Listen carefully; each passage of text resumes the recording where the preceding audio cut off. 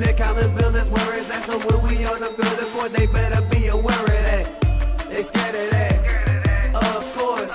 Look at the ceiling. What up, Mr. Floyd? Yeah, Collinsville. And yes, I'm glad to say that I'm a K-Hawk. I'm about to graduate. Yeah. You know what it is. Collinsville High School, a champions. Yeah, and that's us. And when we on top, boy, quit fussing. All around my town, everything is white and purple, white and purple, white and purple, white and purple.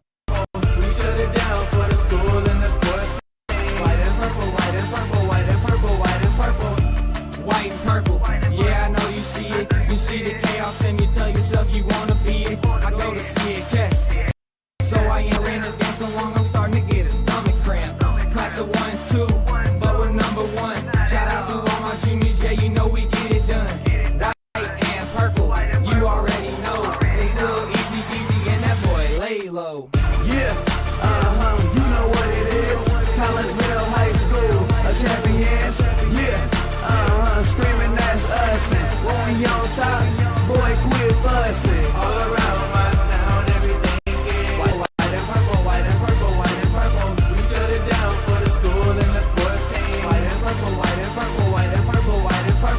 I'm my white and purple, Scarface and DJ Screw. We on the peak of the mountain, best at what we do.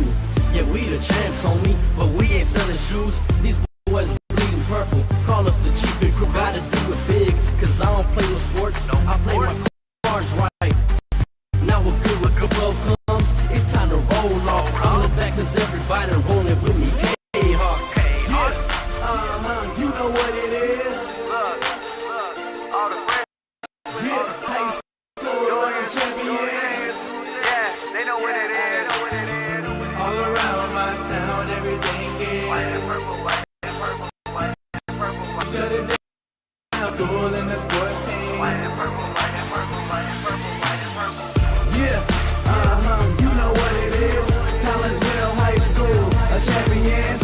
Yeah, screaming that's us. And when we on top, boy, quit fussing. All around my town, everything is white and purple, white and purple, white and purple, white and purple. We shut it down for the school and the sports team. White and purple, white and purple, white and purple, white and purple.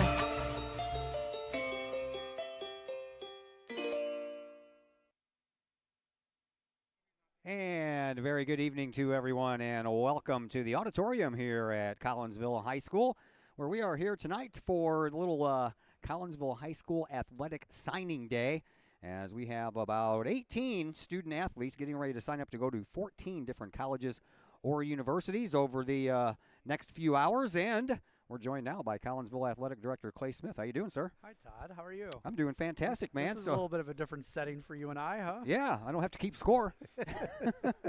So tell me a little bit about how this all came about. Well, you know, it's National Signing Day. February 7th is National Signing Day, and obviously there are different signing days for all of our athletes now from the NCAA. You know, you and I have done this once before, Yes. way back when in 16 or 17, I can't quite remember, with some girls soccer players and talking with Coach Rhodes and some other coaches and looking at a list of great student athletes we have moving on. We thought it was a great opportunity to restart this and get them all in one place and give them the recognition they deserve. Yeah, normally these kids are probably nervous enough as it is without all this, the cameras and stuff on them. So how do you think they're going to act tonight? Who knows? You know, a lot of them are quiet anyway, so you never know how they're going to act. But, you know, hopefully it's just a low-key setting, and it gives them an opportunity to have a lot of pictures with their family and friends and get to explain where they're going and why they're going. All right, tell everybody how this is going to work. So I'm going to go up on stage here in a minute and welcome everybody. And then after that, we'll call DP, Darren Panel, is our first signee, and we'll call Darren up there, and he'll introduce himself, and he'll have his family, friends. But then after that, it's his show. Yep, and then he's going to come over here, and we're going to interview all the athletes afterwards. Yep, absolutely. And so we're not going to interrupt anything going up on the stage, so we'll probably be talking to kids as they're getting their picture, or absolutely. as the other ones getting their pictures taken. We'll work this out, you and I. We'll see how it's going to go. Yeah, what's the first rule? There are no rules. There are no rules. Yeah, there are Thanks, no sir. rules. Appreciate Thanks, you. sir. All right. Appreciate you being here. All right, that is Clay Smith. My name is Todd Duke, and we're going to give Clay a little bit of time to work his way down front and get this thing going. We're glad that you're all with us here tonight on the K-Hawk Sports Network for a non-game night, as we kind of had the night off, didn't have anything planned, so Clay asked me to do this, and I'm like, sure, we can go ahead and do it. So this is where we are, and we have 18 athletes, as I mentioned, And we're going to have, I think we're going to be missing at least one that I know of. 14 different schools represented. That means that there's a few of these kids that are going to be going to the same school. I know that McKendree, I think, is on this list 3 times. Everybody else is just a one-time thing. And we'll tell you where exactly some of these schools are located as well as we go along. But here in just a second, we're going to turn everything over to Clay Smith, and then after Darren Panel gets introduced and gets his pictures taken and leaves the stage, he'll come over here and join me for a little interview. We will not talk to him until the next person introduces themselves and says where they're going to school. So that's the way that this is going to work, so we don't want to be interviewing somebody while somebody else is on stage doing the talking on the microphone. So that's what we have planned for you, and hopefully everything will go by without a little bit of a hitch here, but I'm sure we'll have a couple hiccups along the way as Clay's getting everything ready up there. Got some supporters in here as well. I got a lot of family, a lot of friends. I tried to raise the camera up as much as I could so we wouldn't get a bunch of people walking in front, so looks like we're having a little glitchy problem as well. I don't understand why that's going on. I'll try to see if I can get Glenn involved.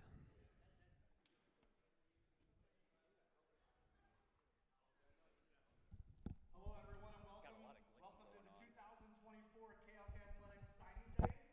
We're very excited to have everyone here tonight, so thank you for coming.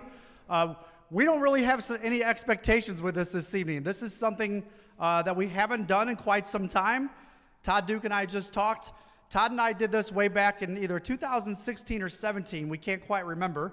And after talking with a lot of our coaches and having a great senior class of student athletes moving on to play at the next level, we thought it would be a great idea to bring this back and give all of our student athletes the recognition that they deserve. Okay?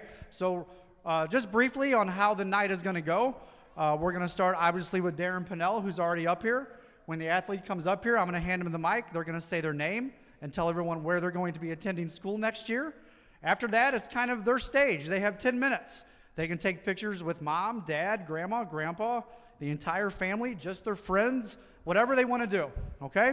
And then after the 10 minutes, they're going to exit the stage to the right and go around, and then they're going to have a live interview with Todd Duke, and then we'll move on to the next student athlete, all right? So again, welcome everyone, and before we get started, I just want to make a special note, and we'll give a good round of applause. Todd Duke giving up his time tonight, James Gurley here taking pictures, and our good friend Glenn, who's a tech man who was able to set all this up. Let's give them a round of applause for their time this evening. And without further ado, our first student athlete of the evening, Darren Panel.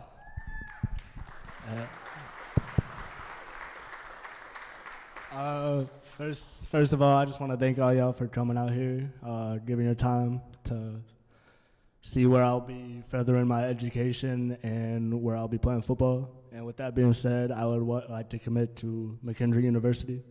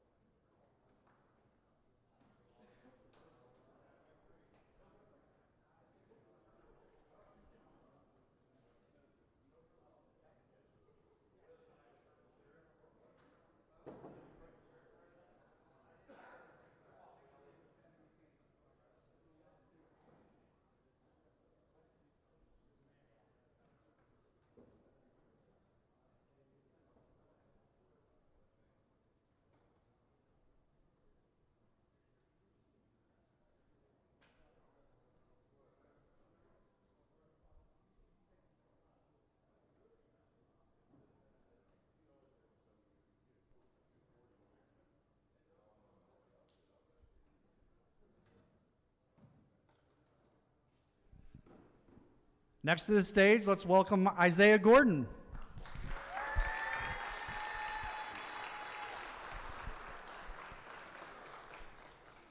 First, I want to thank God, because without him, anything is impossible. And I want to thank my supportive family and friends, because without you guys, I don't know, this journey would be hard. You guys had my back the whole way there.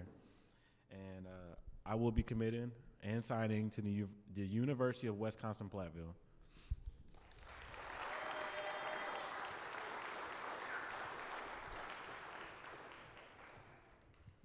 Mom, Dad, Jonah, Grandma, come take pictures.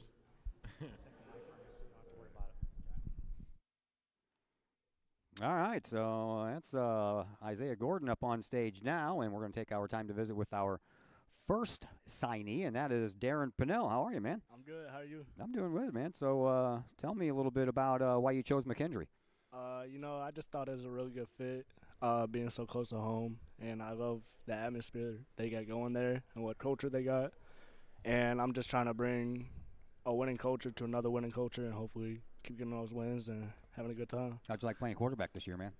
It's definitely different, but it was fun. Yeah, man, you go wide receiver and defensive back and then quarterback. And what position are you going to be playing for the Bearcats? Do you know? Yeah, I'll be playing safety. Okay, cool. Yep. All right, you're going to be playing some baseball this spring or no? Yep. Yeah? Baseball too. Guys, are you practicing? Yep. Right Yeah. now we are. Yep. Yeah. All right, so cool. So tell me a little bit. I know where McKendree is. I've been by it a bunch of times, but tell me a little bit about the campus and what intrigued you and what you like about the campus. So it's in Lebanon, which isn't too far from here, like 30 minutes, I'd say. It's a real old campus. I love the atmosphere there.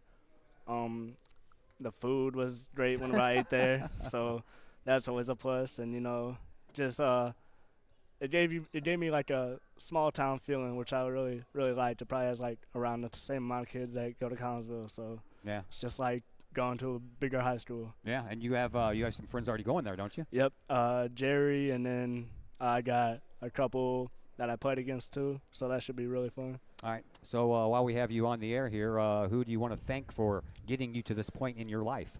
If I could thank everyone, I would. But first and foremost, I want to thank God for helping me be in this position. Without him, I wouldn't be here. And then I want to thank my mom and dad, the countless hours they spent taking me to practice, getting me food, spending money on me. It's the second time you said food. Food's very important to you, isn't it? It is very important to me. Without them, I wouldn't be here. And then lastly, I'd like to say my coaches and teammates. They're a main reason why I stuck with football. Just them being there for me and always having someone to kind of just lay a shoulder on or just go to them when I need them. Yeah, I want to thank you too, man, because I tell you what, it has been real fun these last few years with K-Hawk football because we went through a lot of down years when we were 0-9, 1-8, 2-7, and things like that. So I know it's not just you alone. Yeah. Ethan Bagwell the year before that, Jerry Richardson doing all the running he did, but these last few years, man, have been a real blast to do some Collinsville K-Hawk football on the air. Oh yeah, it's been a pleasure. I've had a lot of fun. So have I. So tell me a little bit about the football journey. When did you know that this was a sport for you? I mean, you play baseball and football. How did you know it was football? I'm gonna be honest. I think since the moment I laid my eyes on football, just playing catch with my dad when I was 6 years old, started playing around 6. I've always loved the sport, and now I get to go to college for it, and it's just amazing. All right, man. Feeling. Thanks for the visit. Good luck to you at McKendree, man. Appreciate you. All right, that is DP5, as we called him. Darren Panel going to go to McKendree in Lebanon, Illinois, and we'll wait here for a couple minutes to talk to Mr. Isaiah Gordon, who, as you heard, is going to the University of Wisconsin-Platteville. So we thank him. We'll talk to him here in just a minute after we get all the pictures taken in. So we're just going to step aside for a little bit and let you soak in all of the pictures as we rotate in and out of family members and friends and teammates. And now it looks like the coaching staff is going to be hanging out. So enjoy.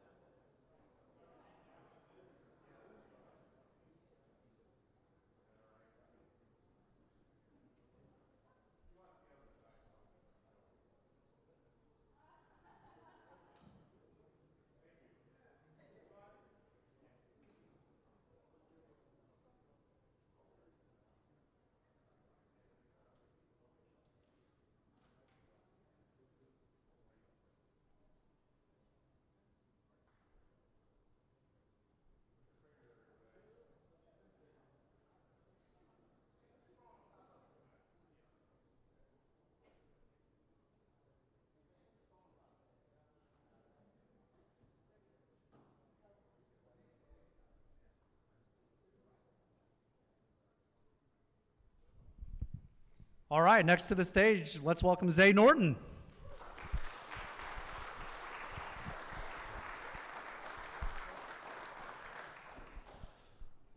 I would just like to thank all my coaches along the way and my family members for, keep pushing me and encouraging me and help me get to where I am today. And with that, I would like to announce that I am committing to Illinois College.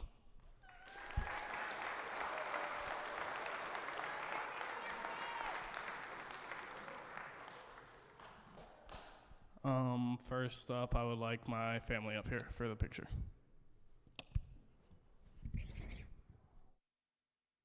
All right, that is Zay, the artist formerly known as Isaiah Norton, as we visit with another Isaiah. That would be Isaiah Gordon. How are you, man? Doing good. All right, man. So you are going to be playing some football at the University of Wisconsin Platteville. So first of all, tell us a little bit about Platteville and your visit to there and why you liked that school.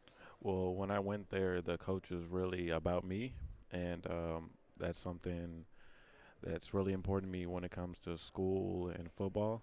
A lot of other schools were just throwing money, but there the program was nice. They were trying to develop me not just on the field, but in the classroom, and they were very persistent ever since the beginning of my junior year. So when I went there, it felt like home. What's your major? I'm going to be doing sports medicine. Yeah. Why? You and Amanda Bauer kind of she kind of teach you a little bit along the way. Well, I guess I'll be around sports. Yeah, if I don't make it. Yeah. All right. So tell me a little bit about the Platteville area. Did you get a chance to tour the area and see a little bit about the town? I did. It's a small town, but it's a really nice feel. Like I see people driving ATVs and stuff. They have ATV lanes. It's a cool town. Tell me, you like cold weather? A little bit. Yeah, because it's cold in Wisconsin. You know that, right? Yes, sir. Yeah. All right. So what is going to be your role with the football team there? I will be playing DB, and I'm actually playing boundary corner, and to make them better, compete. Let me give us an idea of the conference you play in and some of the other schools you're going to be playing. They play in an all Wisconsin team conference. So in a Wisconsin, there's probably I think one D2 school. So if you don't go to big Wisconsin, all those kids go to the D3 school. So it's a very intense D3 program there. They have a good rivalry with Whitewater that they have every year. Just good little football town. Yeah, so you just get to tour around the state of Wisconsin. Yes, sir. Yeah, limited travel there, but, that's a beautiful country, too. Yeah. So I know you have people that you want to thank, so go ahead and let's get that. I would like to thank God, my family, my mom, my dad, my grandma, Layla, and Kiba. Without all those people, I wouldn't be here where I'm at today. Is there somebody living out of state that might be watching right now that you want to say hi to? Nothing that comes to mind. Nothing that comes to mind? All right, cool. So tell me a little bit about the football journey for you. When did it start? When did you start playing football? Who got you started? And when did you know that this is what you wanted to do? Okay. First, I played soccer when I was 3. Okay. My dad played football. He had offers everywhere. And he was always telling me his stories. I'm like, I want to play football. My mom wouldn't let me. She finally let me when I was 8 years old. I played all the way up to high school. And I used to be a bigger guy. He's playing on the line, a little bit of nose guard and left tackle. Yeah, you don't look like that now. Slimmed down, got to playing wide receiver and DB. Sophomore year was actually my first time playing DB, and they threw me on the varsity field, and I was like, oh, what is this? Yeah, okay. So tell me a little bit about your thoughts on the seasons that you just completed here with Collinsville, because the program for the last few years before everything started happening these last 3 was, like I mentioned to DP, 0-9, 1-8, 2-7 seasons, something like that. So how much fun was it for you to be part of turning this program around? I mean, it was amazing. Coach Rhodes is an amazing coach, and turned the program around. The class above us and the class under us, I mean, the coaches we had in Little League really made us really good football players. And when we came into the program, like freshman and JV year, went undefeated, and then we went up to varsity, and the winning just kept happening. It was like, this is amazing. We're changing the program around. And then it was like, let's just keep making history. Yeah. Well, I said the same thing to DP. Thank you very much. It's been a lot of fun following you guys the last couple of years. That is Isaiah Gordon, and he'll be going to the University of Wisconsin-Platteville. And that's in Platteville, Wisconsin, by the way. So looks like Zay Norton is all finished. So we're going to step aside for a minute. After everybody clears the stage, we'll let Clay introduce you to the next student. student athlete that is going off to continue his sports endeavor in college. Let's give Zay another round of applause.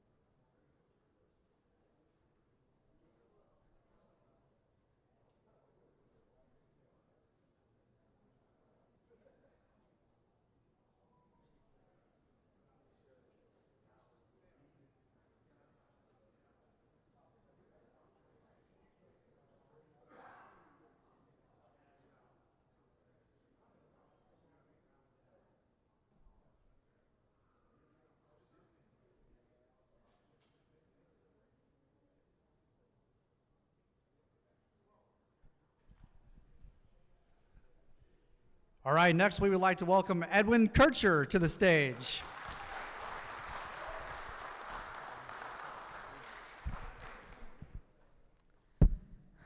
I'm really thankful for you guys to be here tonight. I'd like to thank my family and everybody that supported me on the way. I'm really grateful for this moment. Never thought this day would ever happen, but I am really happy to be here right now.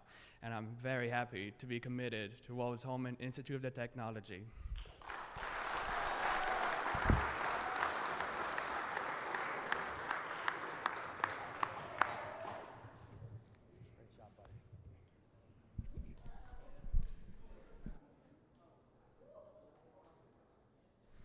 Now I'd like my family to be up here.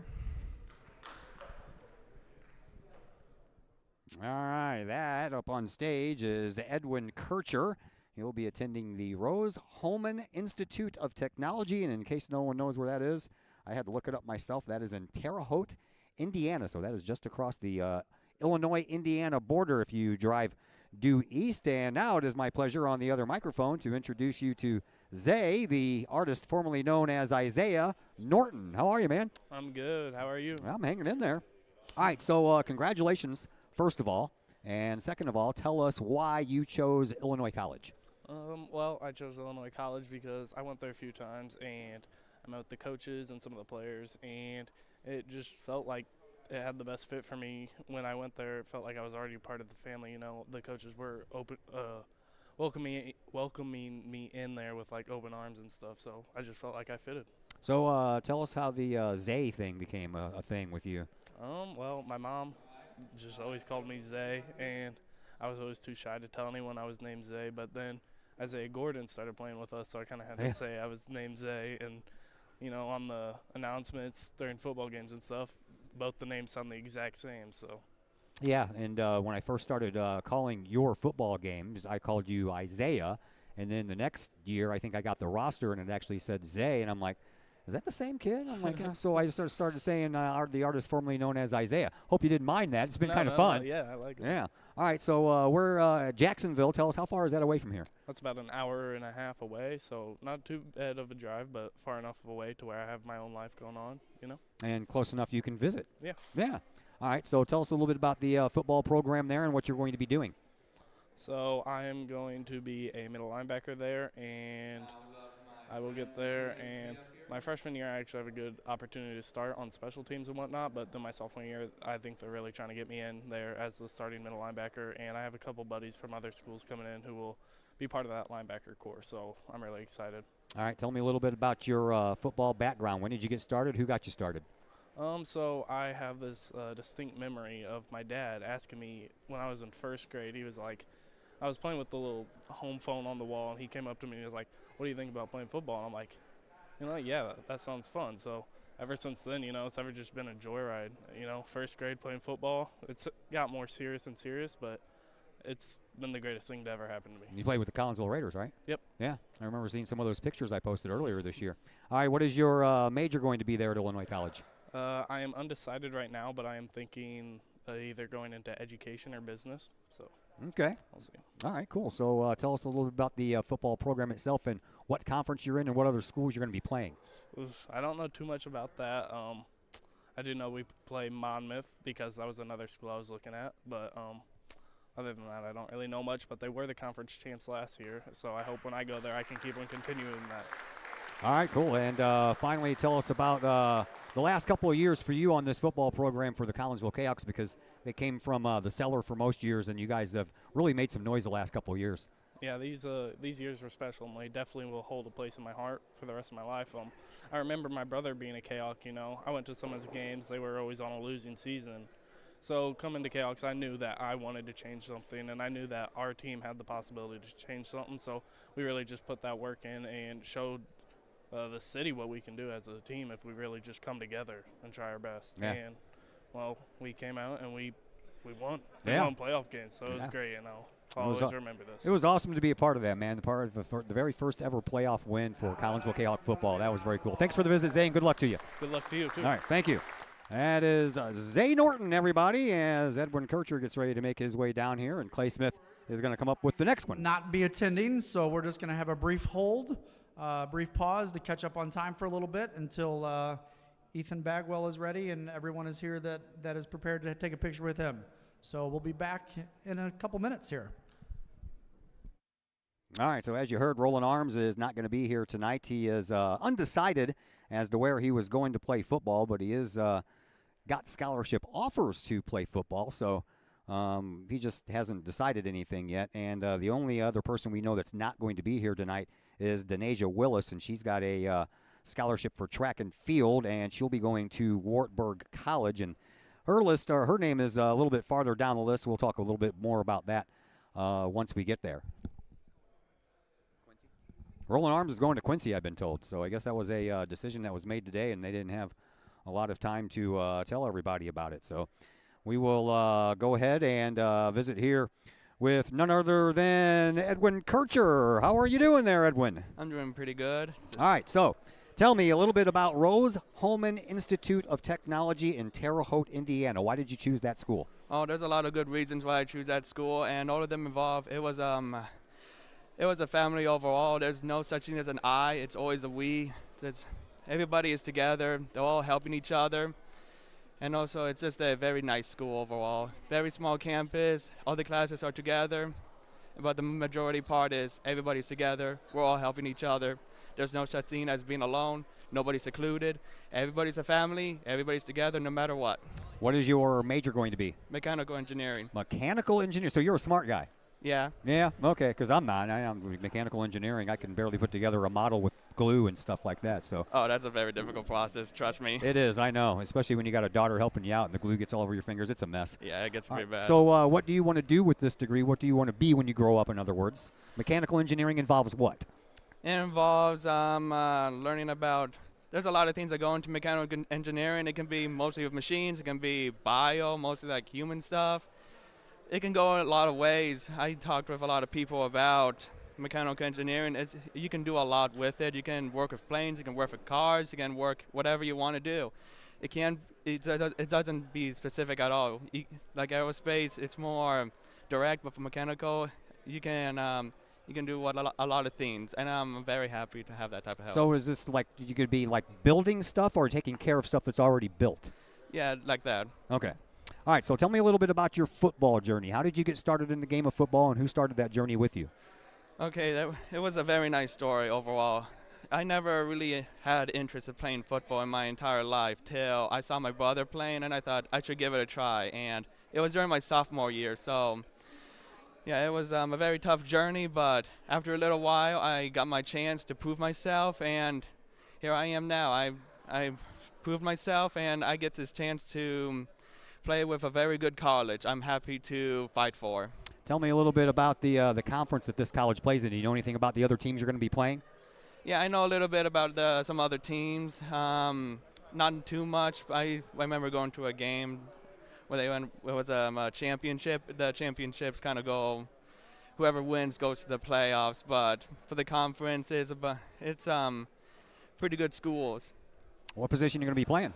I'm unsure yet, but coaches at Rose-Hulman has said that I might have a chance for a center position. Oh, that's kind of cool. That's a very important position, too. You got to make sure you put that ball in the quarterback's hands. Yeah, that's going to be a very tough position to get used to, but I feel like I'm ready to try. All right, tell me a little bit about Terre Haute. Did you have some time to go around the town and visit other things? Yeah, I had a pretty nice visit experiencing Terre Haute. It was a pretty good city. It was like a mix of a small city and a big city. Everything was pretty nice. We journeyed around the area, and it was a very nice place overall. I say it's very peaceful, and I think there's no such thing as any violence or anything bad happening there. I think it was a very good place. Yeah, you're not very far from home either, man. It's just across the state of Illinois, and then, I mean, just as soon as you cross the Indiana border, it's right there, right? Yeah, but the only problem is the change in time. That messed us up one time, but we managed to overcome that problem. Yeah, all right. And how much fun? You said you started playing football as a sophomore? Yep. So you got in right when the K-Hawks started winning. So how much fun has these last 3 years been for you? It was extremely fun. I say it was the best decision I ever made in my entire life, joining K-Hawk football. I feel like if I didn't, I would be suffering in a terrible life right now. I feel like it taught me well how to be a hard worker, and that really pushed me to where I am right now. All right. Who out there do you want to say hi to and thank for your journey? I would like to thank my family up in North, my grandma and my aunt, and my aunt too. I have 2 aunts. They're both here right now, hopefully, and they helped me a lot too. Even my uncle too. Even my uncles too. They really helped me, and they motivated me. Yeah, they're just great people overall. Edwin Ker, thank you very much. Good luck in your future, man. Thank you so much. All right, that is Edwin Ker, and he is going to be going to Rose-Hulman Institute of Technology, going to be playing a little football and majoring in mechanical engineering. That's so cool. These kids are a lot smarter than I am, that's for sure.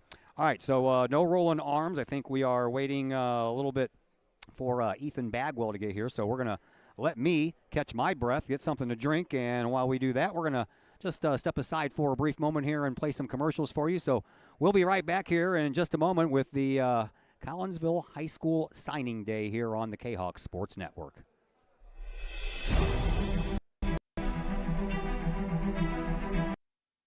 At Visioners, we empower you to see your future before it's your future. To create your inheritance.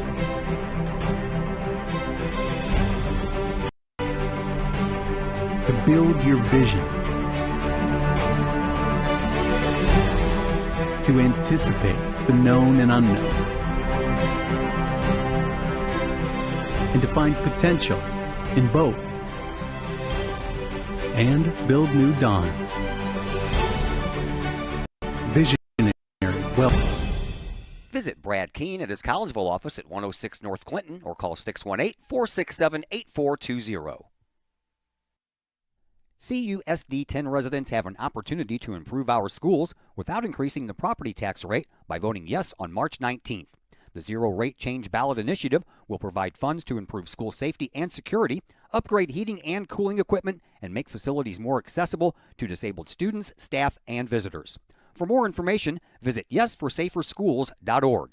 This message was brought to you by the Citizens for Safer Schools. Vote yes for the Unit 10 ballot initiative. Financial investments are very important, but so are the investments of time, patience, and encouragement our young athletes receive from their coaches, teachers, and mentors. Jason Regg, your Benjamin F. Edwards financial advisor, understands this. That's why Jason Regg is a proud supporter of your Collinsville K-Hawks and the K-Hawk Sports Network, as well as the K-Hawk Educator of the Month Award.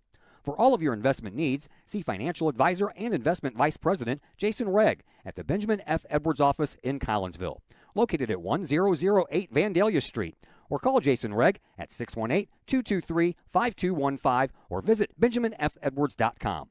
Benjamin F. Edwards, member SIPC. Collinsville Barbecue Supply, home of Code 3 Spices, is first responder owned by proud K-Hawk alums. Located at 1966 Vandalia, Collinsville Barbecue Supply is your one-of-a-kind barbecue headquarters that focuses on everything barbecue and cooking. providing the best American-made barbecue grills, in-person class instruction, smokers, rubs, sauces, accessories, and cooking expertise from professional barbecue experts, including an in-house chef and pitmaster. Code 3 Spices provides award-winning sauces and rubs that supports our nation's first responder and military organizations that focus on the fallen, suicide prevention, and PTSD awareness. Stop on by, see the guys at Collinsville Barbecue Supply for all of your cooking and grilling needs. Collinsville Barbecue Supply, home of the 4-time world champion Patriot Sauce. Learn more about their products and mission in giving back to those who serve at collinsvillebarbecue.com or call 618-855-8855. Looking for a more upscale place to have a few drinks and some great food? Look no further than the Speakeasy Parlor in Maryville. Come inside for some one-of-a-kind crafted cocktails and some elevated bar food that highlights fresh ingredients. Then, try your luck in the private slot machine room. And don't forget to check out the Speakeasy sister company, Plan Shop Live, just 3 doors down. Plan Shop Live is a health-focused lunch cafe open Tuesday through Friday from 11 to 3. Speakeasy Parlor, 2713 North Center Street in Maryville. Open 7 days a week with happy hour specials during the week from 5 to 7 p.m. Speakeasy Parlor in Maryville, 618-205-3540. All Pro Tees in Caseyville is your place for custom apparel and has been for over 20 years now. Why? All Pro Tees can handle any size project, big or small, and they specialize in large group orders. At All Pro Tees, quality is number one on their list of priorities, as is evident by their excellent service staff. Did we mention All Pro Tees has over 20 years of experience? They can even help with fundraisers and event merchandising for your group. And of course, All Pro Tees is your destination for everything Collinsville K-Hawks. So for all of your apparel needs, for civic groups, sports teams, business outings, or even a family reunion, your apparel needs stop at All Pro Tees. All Pro Tees in Caseyville at 2240 South Morrison Avenue. Online at allprotees.com. Right across the street from K-Hawk Stadium. All Pro Tees, 618-344-2200. No one likes a dirty house. It's work that almost no one wants to do. Why not get someone to do that work for you? Kara Gray with Rags to Riches Cleaning Service would love to take that task off your to-do list. Kara is a homegrown Collinsville High School graduate and the owner of Rags to Riches. From floors to ceilings, from baseboards to light fixtures, Rags to Riches can clean them all. No job is too big or too small. Call Kara Gray at Rags to Riches Cleaning Service to schedule a free estimate today at 618-979-9634 or visit Rags to Riches Cleaning Service on Facebook. Looking for a new place to catch the game with cold drinks and great food? Look no further than 1101 Bar and Grill in Caseyville. 1101 Bar and Grill features pizza, burgers, wraps, and salads, plus 7 large screen TVs to catch the latest K-Hawk games and all the pro sports across the spectrum, plus all the college football and basketball you can handle. 1101 Bar and Grill in Caseyville, 1101 Caseyville Road, right across the street from K-Hawk Stadium. Call 1101 Bar and Grill for carryout orders at 618-223-1332. Are you in need of a new mailbox to go with your new home? How about a new mailbox to replace your old one? Look no further than Big Dick's Brick Mailboxes in Collinsville. From economy to custom, Big Dick's Brick Mailboxes can create a mailbox that suits your needs. Big Dick's Brick Mailboxes is licensed and insured. They use only high-quality materials and offer a satisfaction guarantee policy. Big Dick's Brick Mailboxes can also make your very own axe throwing set, hanging or standing. Whether you need that axe throwing set or a new mailbox, you need Big Dick's Brick Mailboxes in Collinsville. For more information, get a hold of Big Dick's Brick Mailboxes at 618-680-0208 or online at needanewmailbox.com. Looking for a great place to watch the game with your crew? Look no further than the Lucky Fox Sports Bar in Uptown Collinsville. The Lucky Fox shows Collinsville K-Hawk sports on the big screen, plus UFC fights, boxing, Cardinals and Blues, and all of the NFL games with the NFL ticket and enough TVs, you'll be sure to find the game you want. And the food? How about Taco Tuesdays, Wing Wednesdays, plus burgers and sandwiches, pizza, steak, and more, including great drink specials and the coldest beer in town. Plus, they have an in-house DJ on Friday and Saturday nights. Dine in and catch a game or order carry-out with the Lucky Fox. The Lucky Fox Sports Bar, 118 East Main Street in Uptown Collinsville. Open daily at 11 a.m. Check out the Lucky Fox Facebook page for daily specials. The Lucky Fox, 618-223-1948.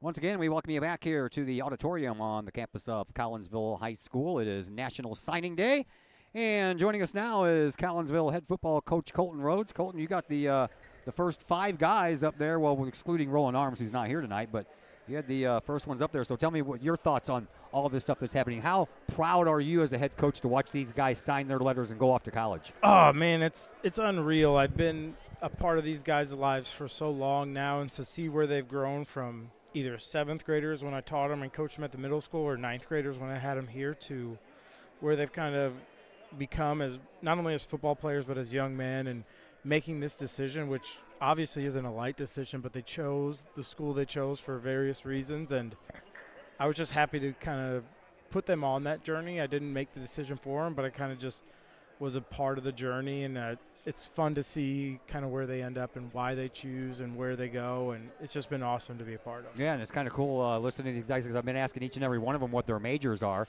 and they're just varied. They're all over the place. And Edwin Ker, I'm like, holy crap, this kid's like smarter than half the people I know. Yeah, Rose Holman, you have to have a 4.0 to get in. Yeah. You have to have it. Like, if you don't have a 4.0, you can't get in, and here he is, 4.0 engineering student, going to go play football and be a great engineer and doing something. I don't know, but he does a great job, and I was happy I could introduce him to those coaches. Yeah, and the thing that impressed me the most was he didn't even start playing football till his sophomore year. Yeah, and he didn't play a down of varsity probably until his senior year. Yeah. And that's just a testament to him and putting in the hard work and staying after it. And Darren Panel obviously staying local. I'm guessing you're going to have a chance to go see him play once he does suit up? Yeah, absolutely. Man, I love Darren. He's done so much for us in this program. So being able to have him 20-ish minutes or whatever from home and being able to see him on Saturdays. I think he's probably going to end up redshirting his freshman year, but he'll get his 3 or 4 games, whatever that limit is. I always forget at D2.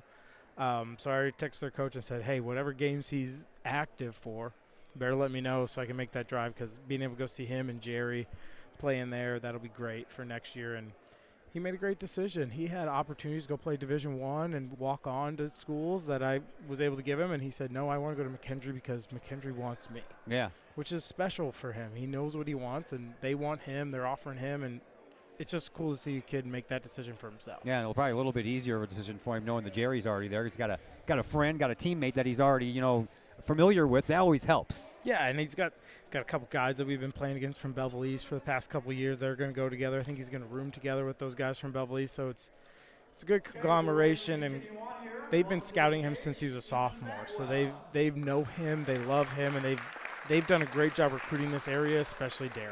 All right, thank you, sir. Appreciate it. No problem. Thank you. I just want to say thank you to God. I wouldn't be here without you, but then I want to say thank you to my family, especially my mother. And then I just want to say thank you to my friends. This wouldn't be possible without any of you guys, and I just want to say thank you. And with that being said, I will be signing to the University of Missouri.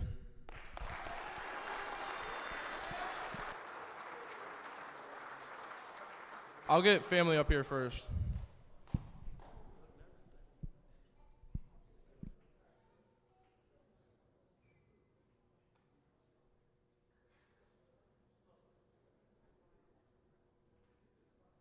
In case you missed the introduction part, that is Ethan Bagwell. He is going to be playing baseball for the University of Missouri, Mizzou.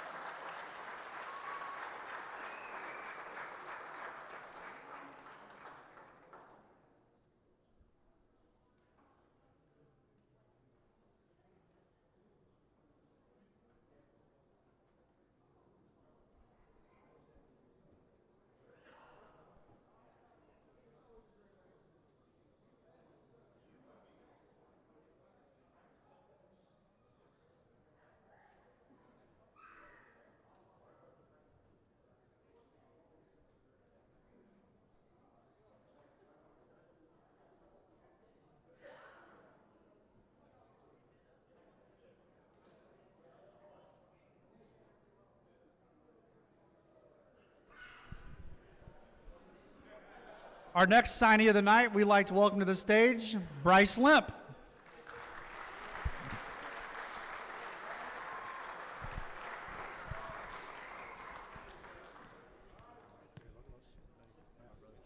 you can keep that certificate, sign it.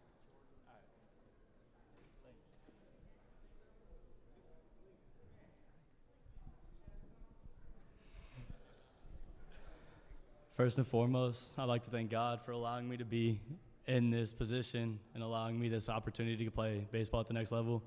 Next, I'd like to thank my family for all they do for me with out-of-town tournaments and all the money they spent on travel ball. I'd like to thank all my friends and teammates for playing with me. And thank all you guys for coming out here tonight. First, I'd like to get pictures with my family. St. Charles Community College. That's on me. My fault. My fault.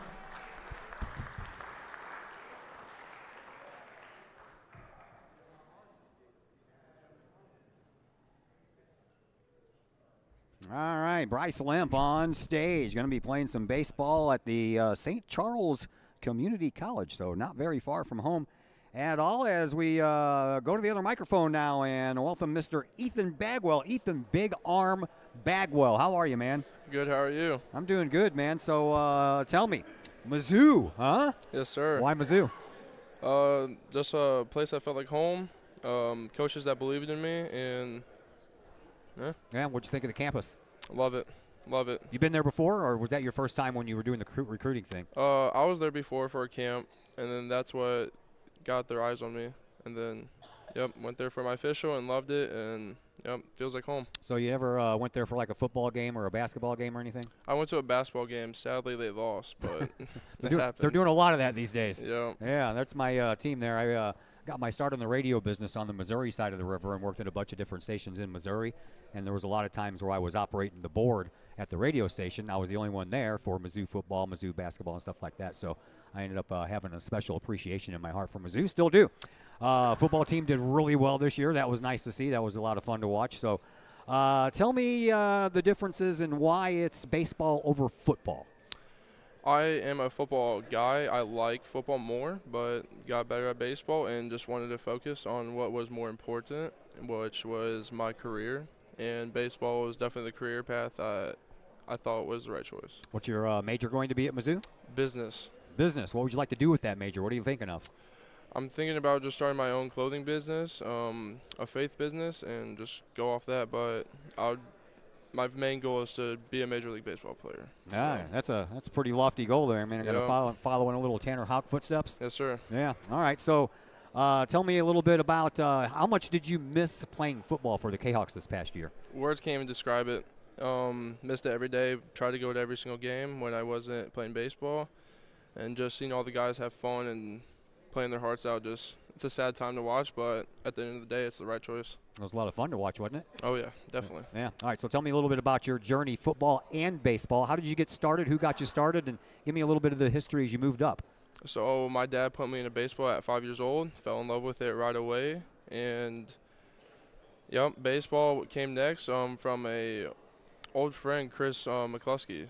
So, put me into that, and then ever since fell in love with that. And then recently just had to make a choice, and it was more of like a business decision.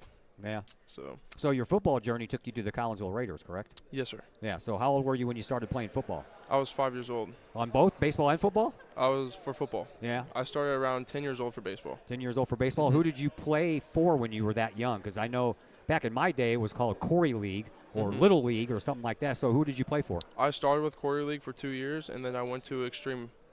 All right, cool.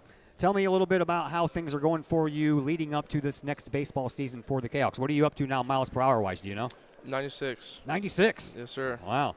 Yep. That's pretty impressive. All right, so tell me a little bit about what are you going to be coming back home? You're going to be making that long drive across the state, coming back home every once in a while? Or are you pretty much just going to stay out there? Oh, no, I'll be back home. Big family guy.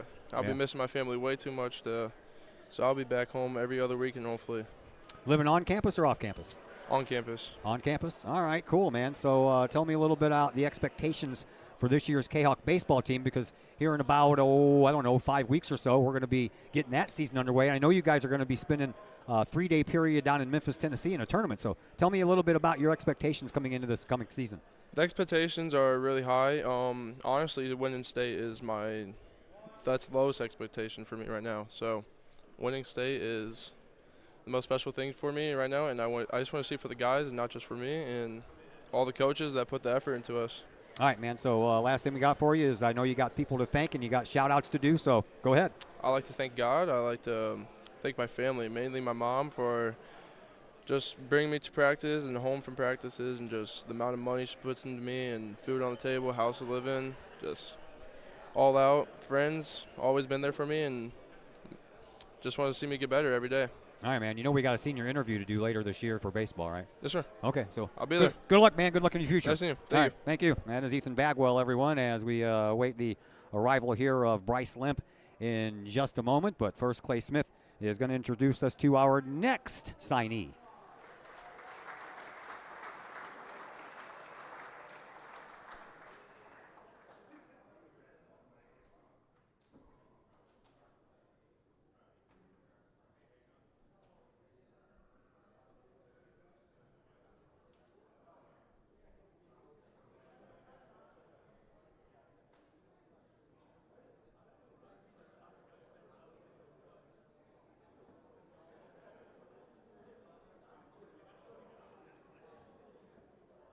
Gotta get a little housekeeping going on here first and straighten up the old tablecloth.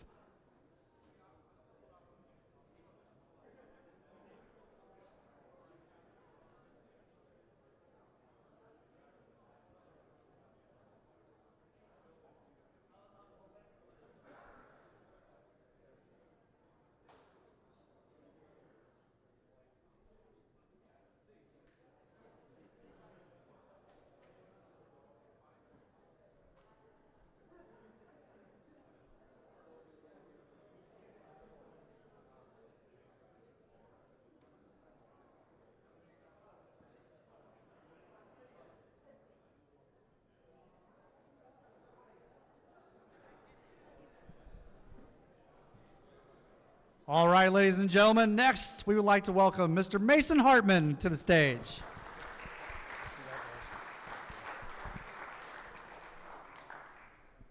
I'd like to thank you all for coming out here, and I'd like to thank my coaches, my family, and my teammates for always pushing me, and I'm happy to say that I'll sign to Lewis and Clark.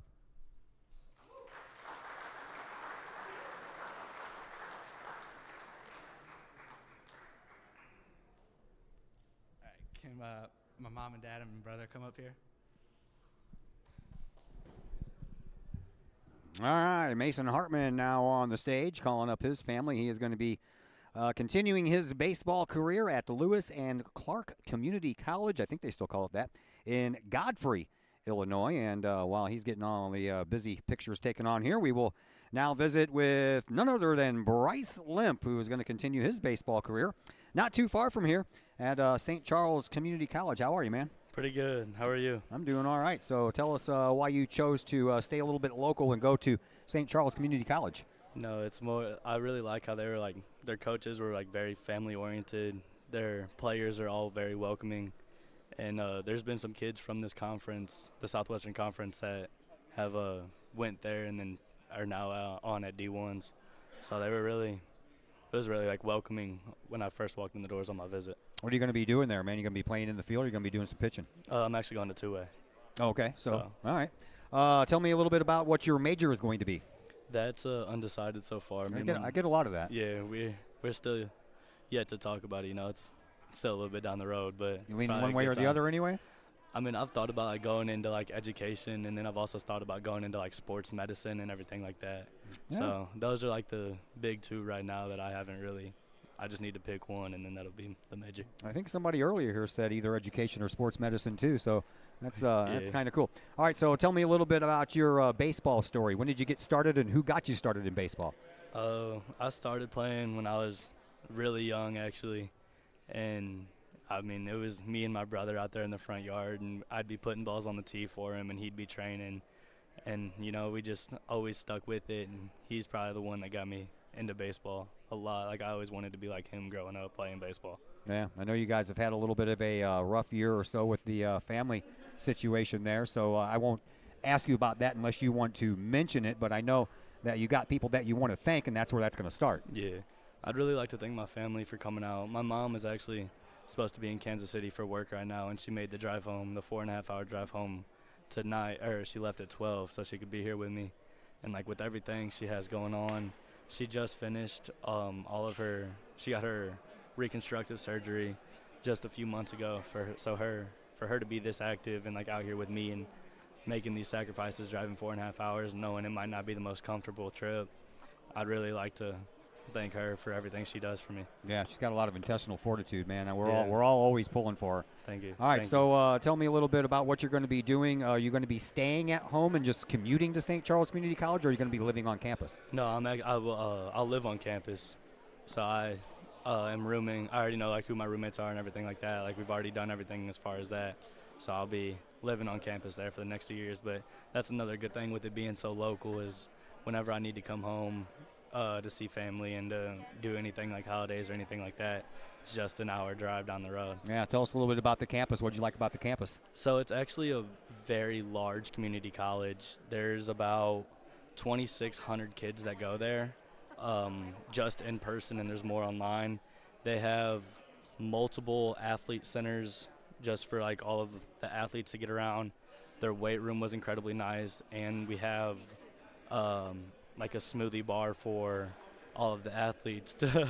Yeah, Darren Panel was all over the food. Yeah, no, they do have really good meals there. All right, cool, man. So I asked Ethan this just a minute ago.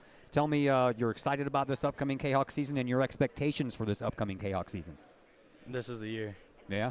100%. This is probably where us as a team feel like, the most confident. And, we're already after schools most days. If we don't have open gym with the team, all of us, we're going down to the annex, which is our facility, going down to the annex to, like, all get extra reps in.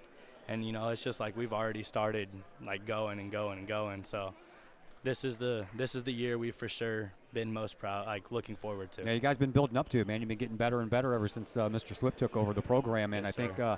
I like the way that this season's going to look. I went over to the 1101 sports bar, or the bar and grill over there by All Pro Tees. And when I was driving by, you guys were all on the football field shagging flies, right? Yes, sir. Yeah. And that's tomorrow. So the past couple days, or the past week actually, we've actually been out there taking fungos from coaches and like actually getting like live field reps. So it's always good. And, got like my arm hairs raised and I'm ready for season. And, we're all like really getting ready and looking forward to season, the first game. Yeah, you guys got a nice weekend trip to Memphis, too. Start off the bat, don't you? Yes, sir. Yeah.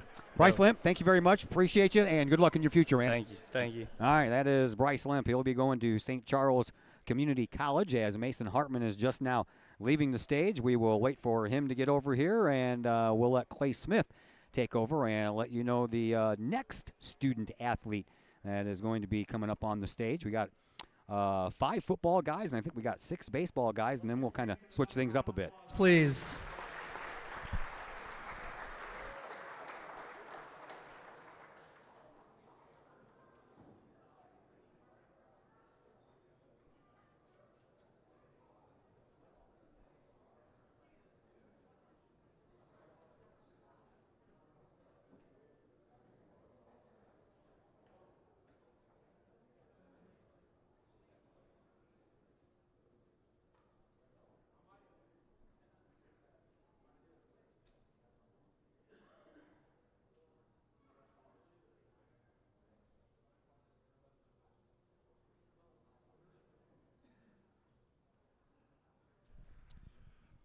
All right, next we'd like to welcome Keaton Call to the stage.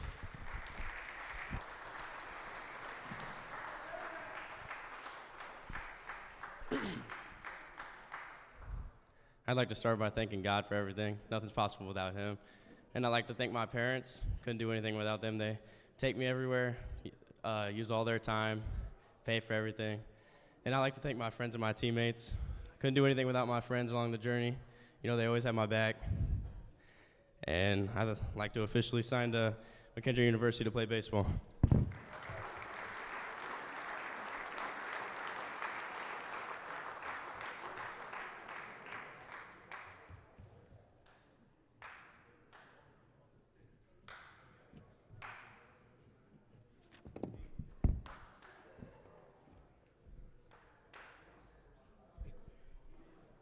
All right, family.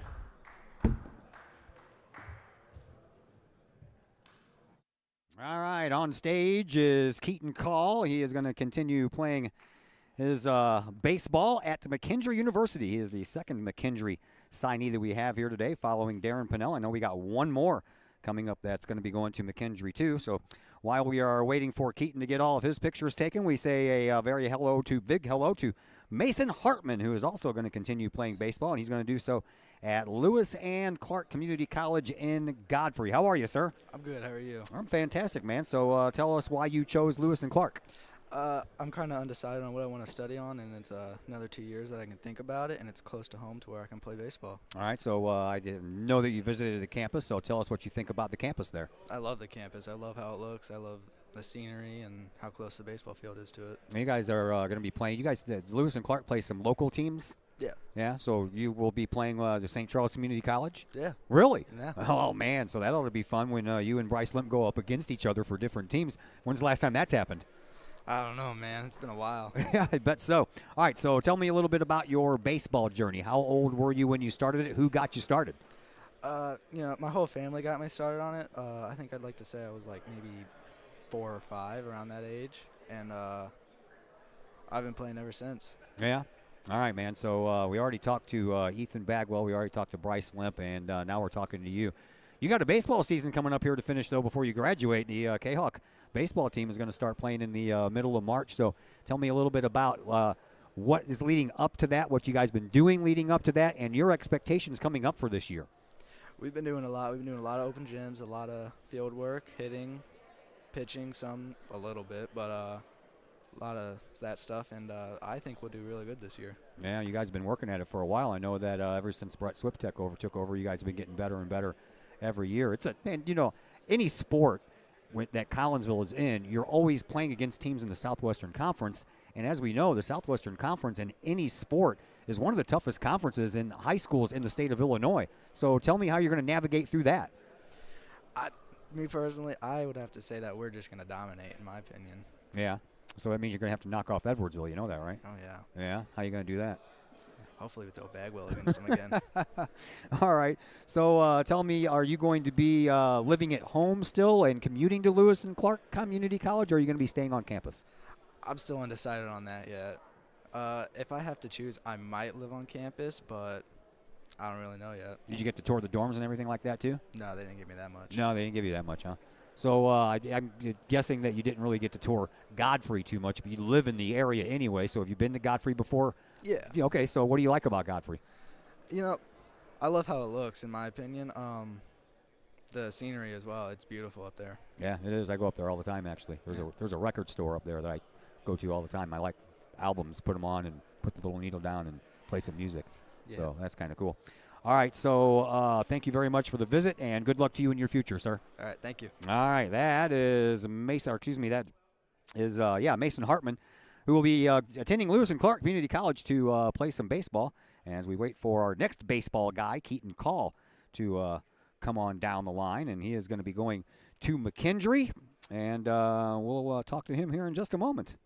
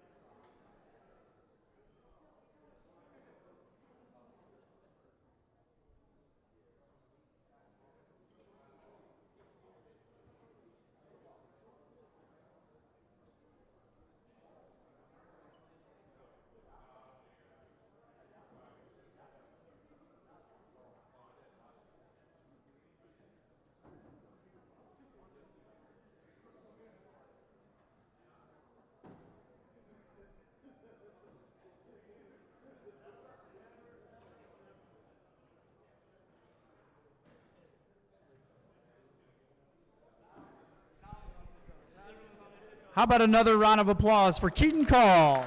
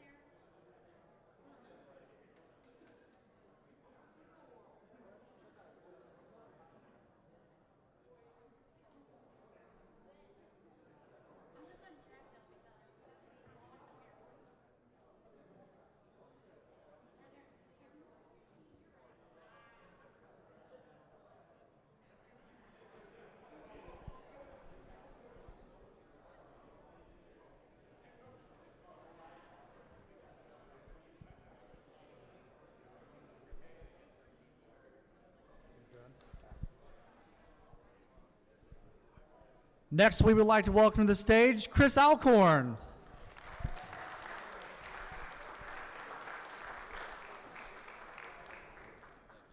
Congrats again, buddy. Thank you. Take your time. Okay.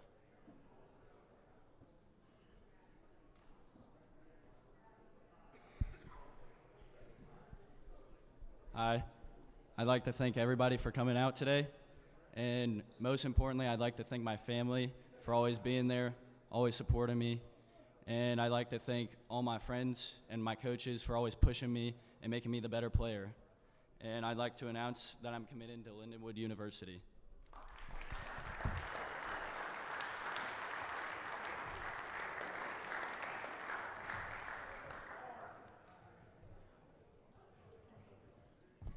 I'll do parents first. All right, up on stage, Chris Alcorn, who is going to be going to Lindenwood University. So we got a couple of guys that are going to be over in St. Charles, but right now we are going to be talking about a guy who's going to be staying a little closer than that in Lebanon, Illinois, at McKendree. Keaton Call, how are you, man? Good, how are you? Doing all right, man. So McKendree, you and Darren Panel going to be roommates? Nah, he's got some friends and I've got some friends, but we going to keep talking. We still going to be friends. All right, so tell me, why was McKendree the choice? I really like the campus. I really like the coaches. They had a good connection with me from the start. So when you go visit McKendree, do they actually take you onto the baseball field and show you where we're going to be playing and everything like that too? Yeah. So tell me a little bit about the facilities. Their facilities are actually a lot like Collinsville High School. They actually just got a weight room redone, and it looks a lot like ours here. And they take their fitness really seriously out there.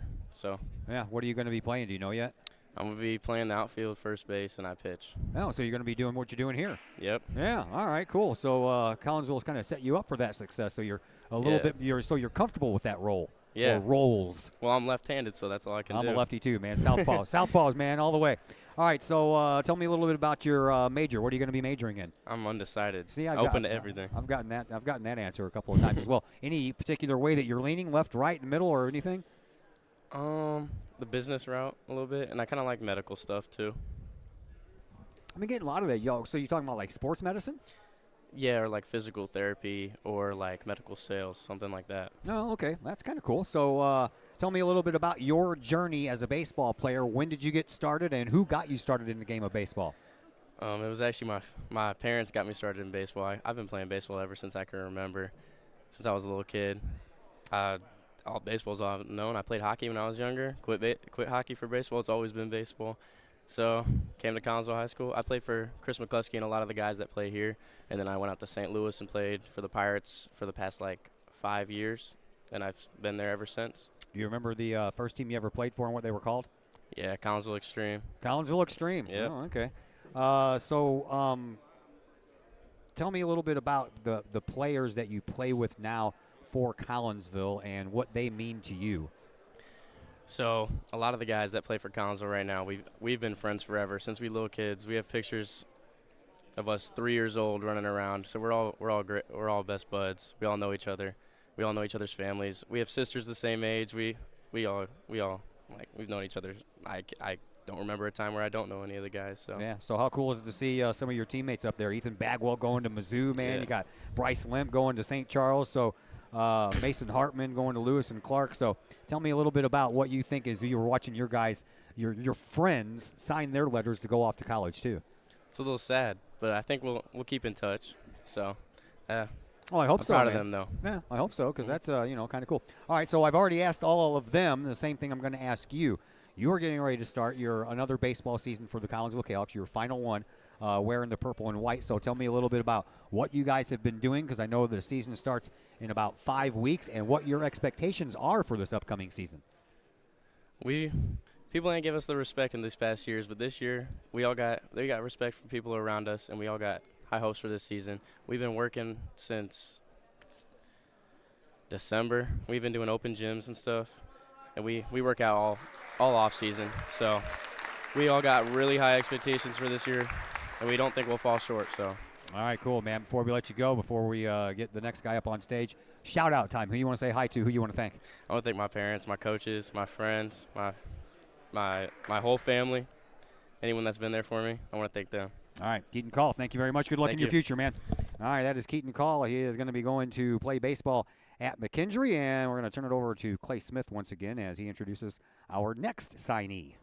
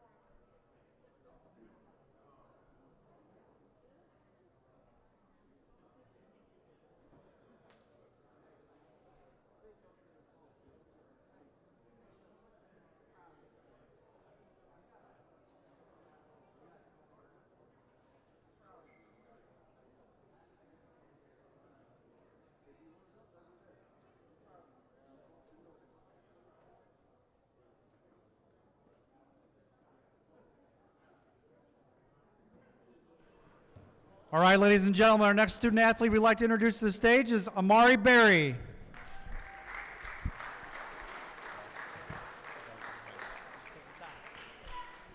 I just have a few things to say. First of all, above all else, I have to thank God because he has made this possible. Not far behind that, I absolutely must thank my mother. That financial, personal, time-related sacrifices she makes are immense and often.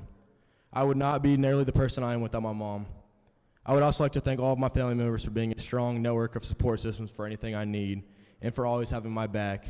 The next very vast group of individuals I'd like to thank are all the coaches, especially the ones associated with Buck Commander Baseball, Collinsville High School, and Extreme Elite Baseball. I'm excited to embark on this new journey and cannot wait to see what God has for me next. With that being said, I'll be signing to Alexandria College. Go Legends.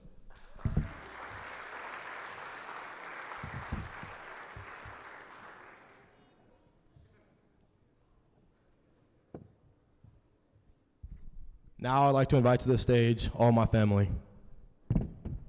All right, that is Amari Barry. He is going to continue his baseball career. Here's the final baseball guy that we have signing his letter of intent to attend college. So then we'll move on to some of the other sports. But before we do that, we're going to say a very big hello to Mr. Chris Alcorn. How are you, sir? I'm good. How are you? I'm fantastic, man. So you are going to be continuing your baseball career at Lindenwood University in St. Charles. You're not the only guy going over to St. Charles. So tell me about the decision to go with Lindenwood. Why? Lindenwood, it has a really nice campus, and I really liked all the coaches. They felt like family right when I got there, and they were all so welcoming and so nice when I got there. So, what's your major going to be? You know yet? Probably something business. Something. That's not the first time we've gotten that answer for us tonight. So tell me, what did you like about the Lindenwood campus itself? Everything is just so modern, but like still like has culture at the same time. It's all so nice, and everything is just so modern. Everything. Yeah. So tell me about the. I guess you got to tour the facilities where you're going to be working out and playing the baseball field. So tell me about those two things. Yeah, their weight room is ginormous, and I really liked how big it was and how they have everything. And their physical trainer is really nice too. And their baseball field, they just got new turf this year, so it's real nice. And they're planning on adding more stuff onto it soon. All right, so tell me a little bit about your baseball journey and how you got started. How young were you when you got started, and who was the one responsible for getting you started in baseball? I mean, my parents, they started me off in baseball. I've started since I was 4 years old in T-ball, and just along the way, I've just kept with it, and I've always, I wasn't always the best player, but as I got into high school, I started to grow a lot, and I got much better and kept working, and it all just panned out really well. And I hit a big growth spurt coming into freshman year, and it just made me so much better. And I've started to gain weight and start to throw harder. Yeah, you're much taller than I am. What are you going to be playing there, man? You going to be doing a little bit of the same things you're doing for Collinsville? Probably just mainly pitching, and I mean, I might hit, but probably stick to pitching. You're a lefty too? Yep. Southpaw's got to stick together, man. Yep. Way to go. All right, so time for you to tell everybody who you're going to thank, and shout-outs for anybody that might be living out of town that's watching us online. I'd really like to thank my family. They've always been there to support me with their time and taking me everywhere when I was younger and I couldn't drive, and always supporting me with the money and everything too. And I'd really like to thank my family, or my friends, for always helping me through baseball and supporting me through the lows in baseball, since it's such a hard sport. And I'd like to thank all my coaches for pushing me really hard and making me a better player that I am. All right, one final question for you, because I've already asked the previous guys. Your season hasn't started yet. You're getting ready to embark on another baseball journey for your Collinsville Jayhawks wearing the purple and white. So give me your expectations on the upcoming year. I really expect us to be really good this year, much better than in the past. And I expect us to maybe win a regional championship and hopefully win a state championship too. That'd be nice. I'd like to see that, man. Yeah. All right, thanks for the visit. Good luck in your future. Thank you. All right, that is Chris Alcorn. He's going to continue his baseball journey at Lindenwood University. On stage right now is Amari Barry, and we'll hang out with him for a little bit while he finishes up getting his pictures taken with all of his buddies. I'm sure I wasn't paying attention because I was talking to Chris. I'm sure that the coaches have got to get up there yet as well. So we'll take the cue to just kind of watch everything here for a minute. We got like baseball players, basketball players, football players, all kinds of them up there right now.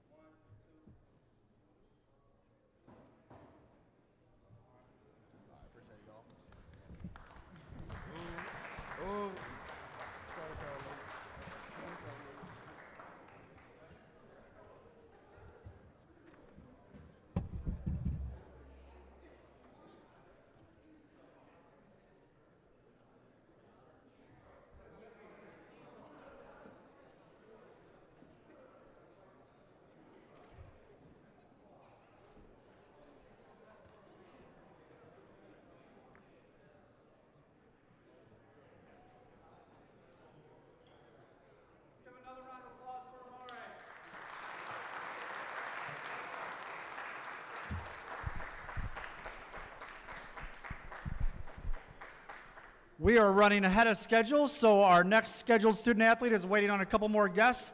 So we're going to take a 5 to 10 minute break to let our guests arrive before we continue. All right, well, you heard it from the man himself,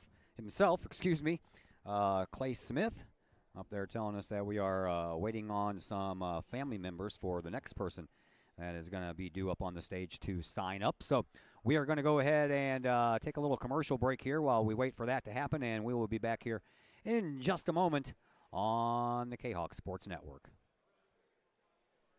Schaefer Excavating and Demolition in Pontoon Beach provides complete commercial, industrial, and residential demolition and excavating services. Schaefer Excavating and Demolition is family owned and operated by former K-Hawks since 1980 and have over 4 decades serving the Metro East. Schaefer Excavating and Demolition is your choice for quality and experienced work at a reasonable price.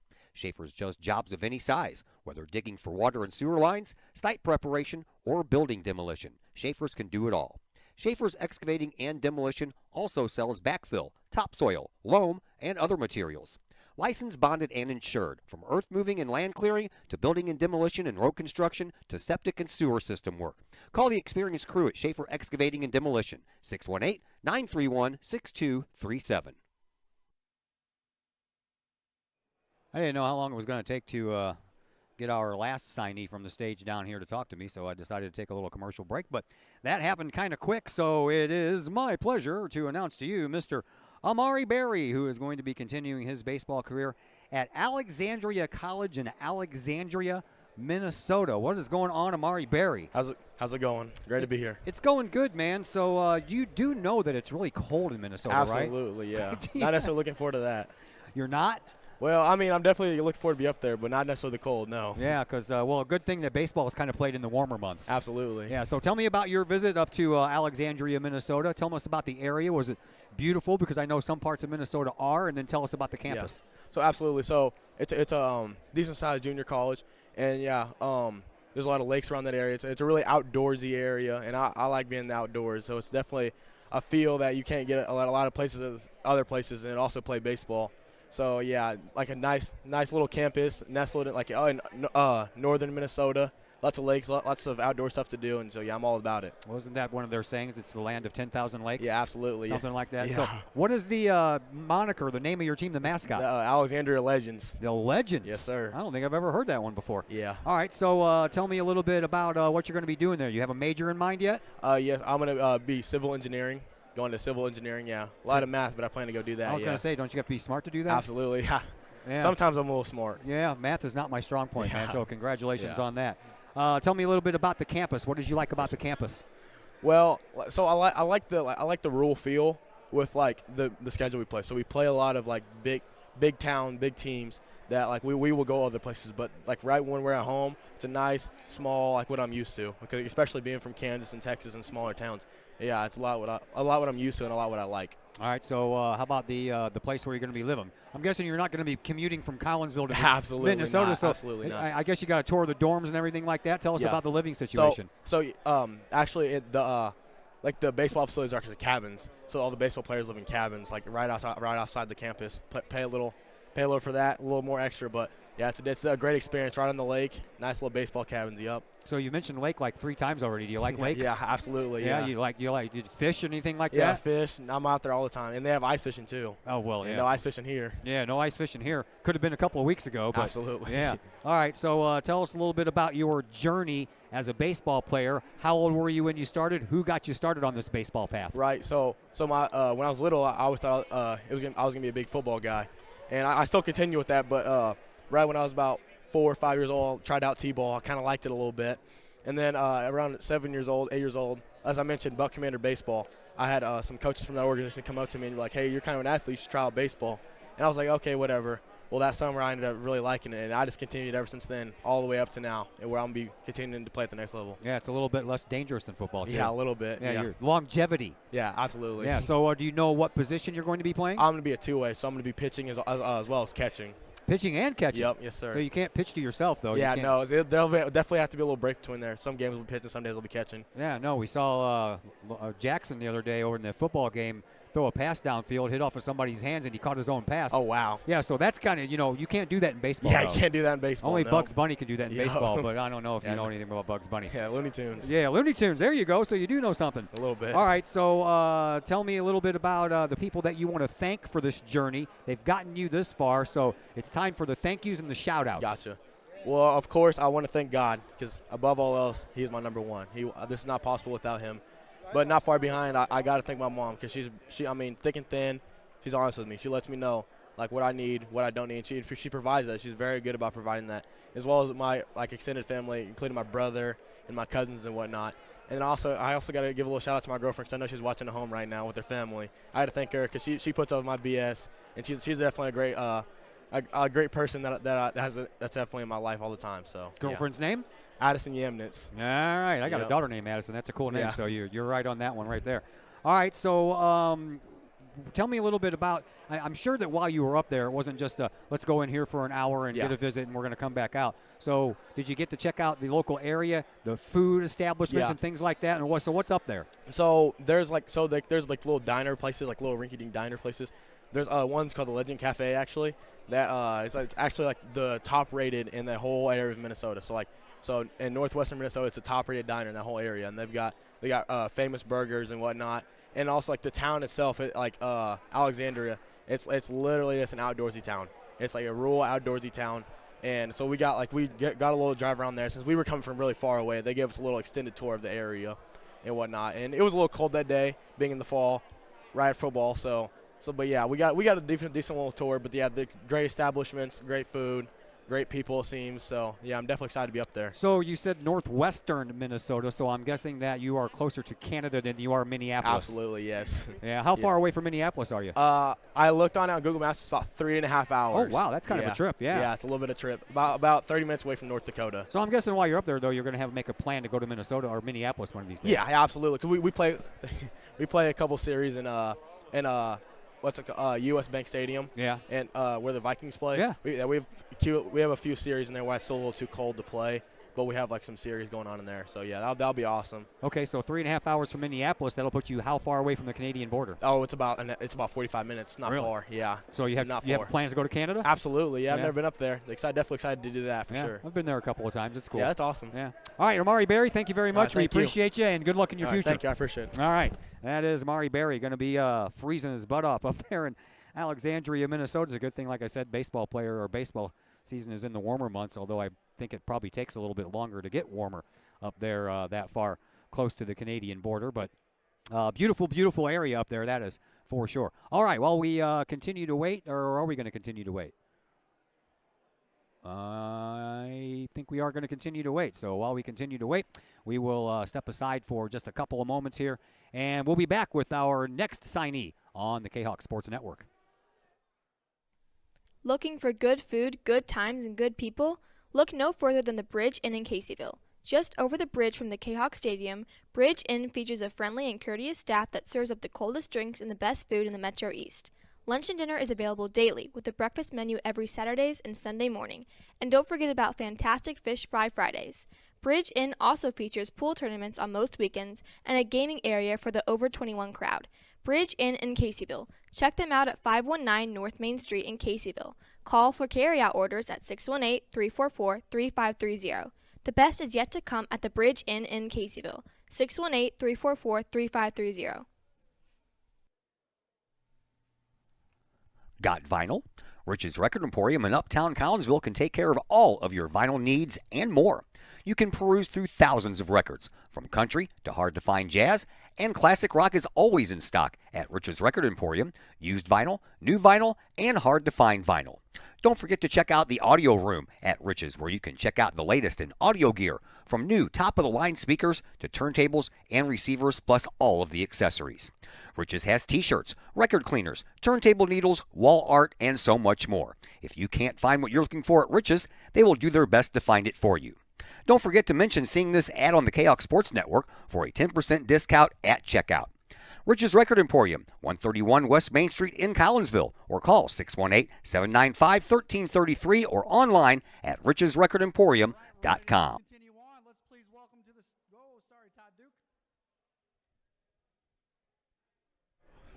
Just like the Grammys. Let's welcome to the stage Lexi Rafalowski.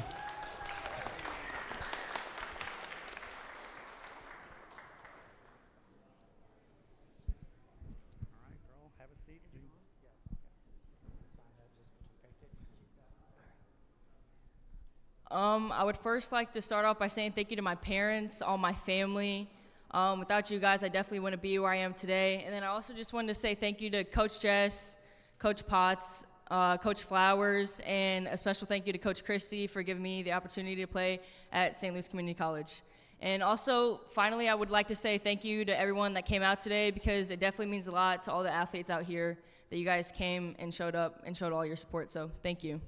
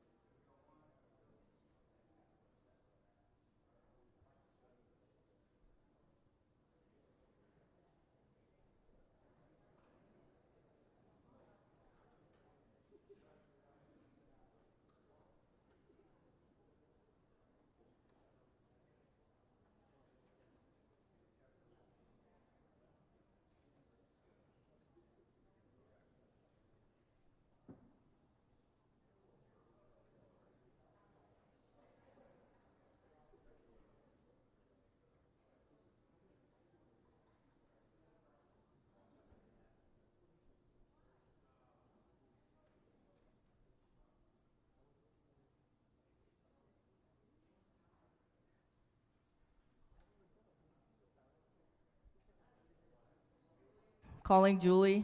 Julie, come get a picture, Julie.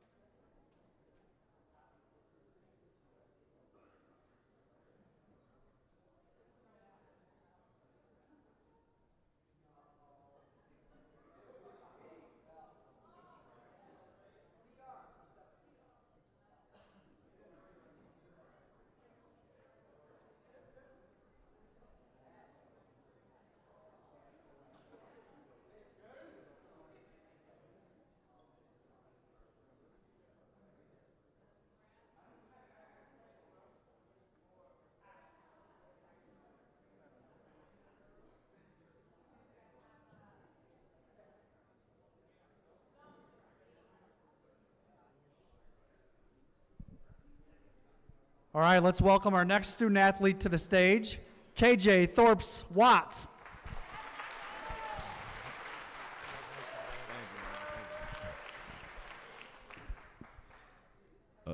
Thank you for everybody for coming out. I'm really appreciative for it. I want to thank God, my family, and everybody who supported me from my journey.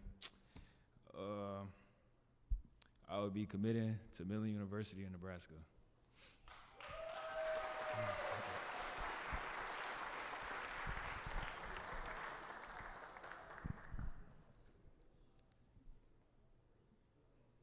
All right, on stage, KJ Thorps-Watt is going to be attending Midland University in Fremont, Nebraska. And that, by the way, if you don't know where that is, it's about 30 minutes outside of Omaha. And KJ is going to be continuing his sporting adventure at the college level in track and field. And while we're waiting for him to get all of his pictures and everything in, we're going to say a very big hello to our first lady K-Hawk of the night. That would be Lexi Rafalowski. How are you, dear? I'm doing good, doing good. All right, so you're going to be continuing your softball journey at St. Louis Community College. Tell us why you chose that particular college. So I was actually committed to Danville University before this, and Yeah. then I decided, just didn't feel right to me, wasn't fully 100% in it, so I kind of sought out all my options, and I decided that St. Louis Community College was a good fit for me. So Danville, where? Danville, is that Iowa? Danville Area Community College. It's like about 3 hours away from here, down south. Yeah. All right, so you're staying a little bit closer. So tell us a little bit about the campus there at St. Louis Community College, and what did you like about it? It's definitely a smaller campus, which I think would be definitely good to start out for, especially for like just 2 years, and getting an apartment by myself. So that'll definitely be nice, and it's not too far away from home, but it's still away from home. So it kind of still gives me that experience, but still being able to come home and if I really needed it. So. What's your major going to be? Right now I'm getting an associate. Well, not right now, but when I go, I'm getting an associate in psychology, and then a 4-year I'm going to study forensic science. Yeah, I have any idea where that 4 years is going to be? No clue. No clue. That's all right. That's a little bit down the line. That's not the decision you have to make right now. So tell us a little bit about your softball journey. How old were you when you started playing softball, and who got you into it? So actually my uncle got me into it because my cousin played growing up, and I actually hated going to her games. I hated it. I was bored. I was always playing at the park. I was about 8 or 9 years old, and he came and asked me, he was like, hey, like, I'm thinking about starting a team. Would you be interested? And at first I was kind of like, I'm not really sure because, I never liked watching it, but I gave it a try, and now I've been playing it for about 10 years, so. Yeah. I never looked back. I enjoy watching you play, man. I tell you what, there's hardly a ball that gets hit out to center field that you can't track down. It's amazing to watch some of the plays that you make. Thank you. I really appreciate it. Yeah. All right. So what do you like the best about softball? Do you like the offensive part of it or the defensive part of it? Ooh, I definitely say the defensive part. It shows. Yeah. I love to chase down a ball. Yeah. All right. So give me a little bit of an idea of your expectations for this upcoming senior season for you, your last one wearing the purple and white. I know you guys struggled a little bit last year, so tell me what's been going on so far to get you ready for this season and what you think is your expectations for the upcoming season. Yeah, so last year was definitely a difficult one, but I'd say as overall as the energy and like overall like just atmosphere of it was definitely very positive, which was good to see. On the playing side of it, it was definitely more of a struggle because we were a freshman-heavy team, but I think towards the end of the season, you could definitely see our growth. So I'm really excited, this season moving forward. I think it's definitely going to be a very competitive season, so I'm definitely looking forward to it. Yeah, I saw you up there with some of your teammates there, Carson Mode and Katie Bardwell, and they're busy playing basketball right now, so they haven't been really able to participate in the softball side of things. So tell me, how does that affect the team when you can't get all of your guys together at once because they're still playing another sport? Yeah.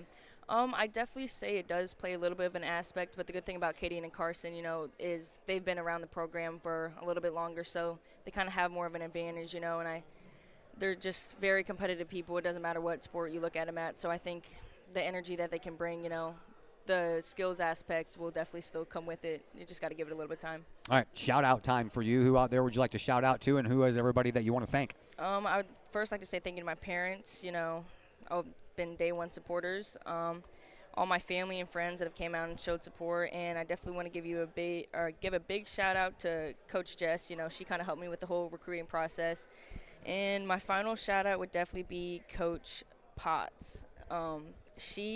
My freshman year, she really, really pushed me, and I don't think I'd be making those plays in the outfield if it wasn't for her. So I definitely want to give a big shout out to her. So we have her to thank for all that fun stuff we're watching out there. Definitely so. All right, thank you very much, my dear. Good luck to you in your future. Thank you. All right, that is Lexi Rafalowski. She'll be continuing her softball career at St. Louis Community College as we wait for KJ Thorps-Watt to come down here. I know that Denasia Willis is next in line and not going to be here. We also kind of skipped over Andrew Gonsky, too. And I saw Coach Frecker talking to somebody, so I'm not sure what's going to go on with that. Hopefully we can get that figured out here in just a minute, which we might be figuring that out right about now, but we'll step aside for just a moment here. Well, we're not going to step aside. We're just going to turn down the microphone and turn up the other microphone, the crowd ambiance microphone, as we wait for KJ to make his way over here.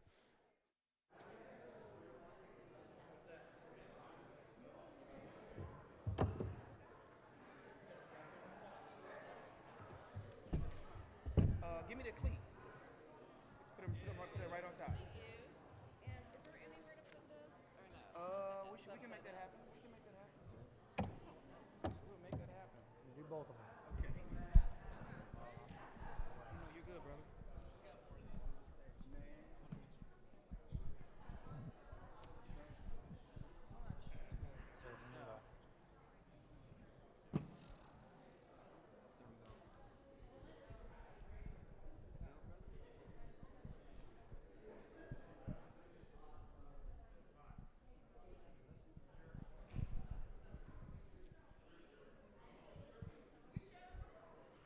Next, we would like to welcome to the stage student-athlete Andrew Gonsky.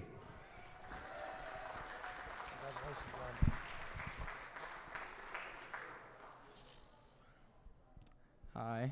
I want to start off by saying thank you for being here tonight, and I want to say thank you to my family, my coaches, my friends, God, everybody who's helped me along this journey. And I'm really excited to say that I'm committing to Truman State University.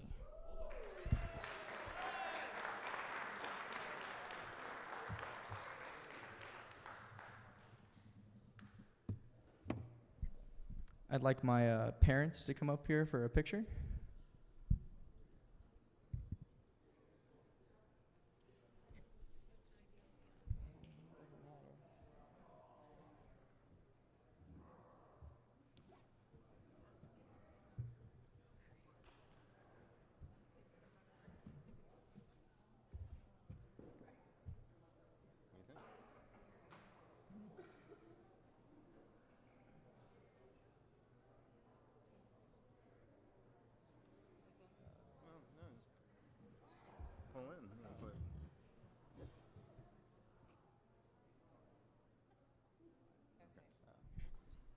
I'd like my siblings to come up here.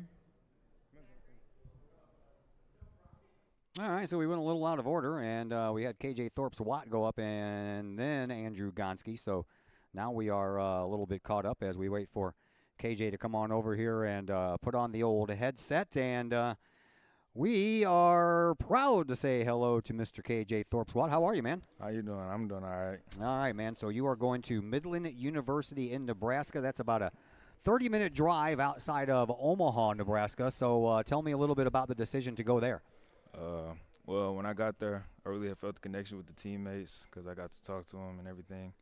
And the coaches were good, and their track system is really good.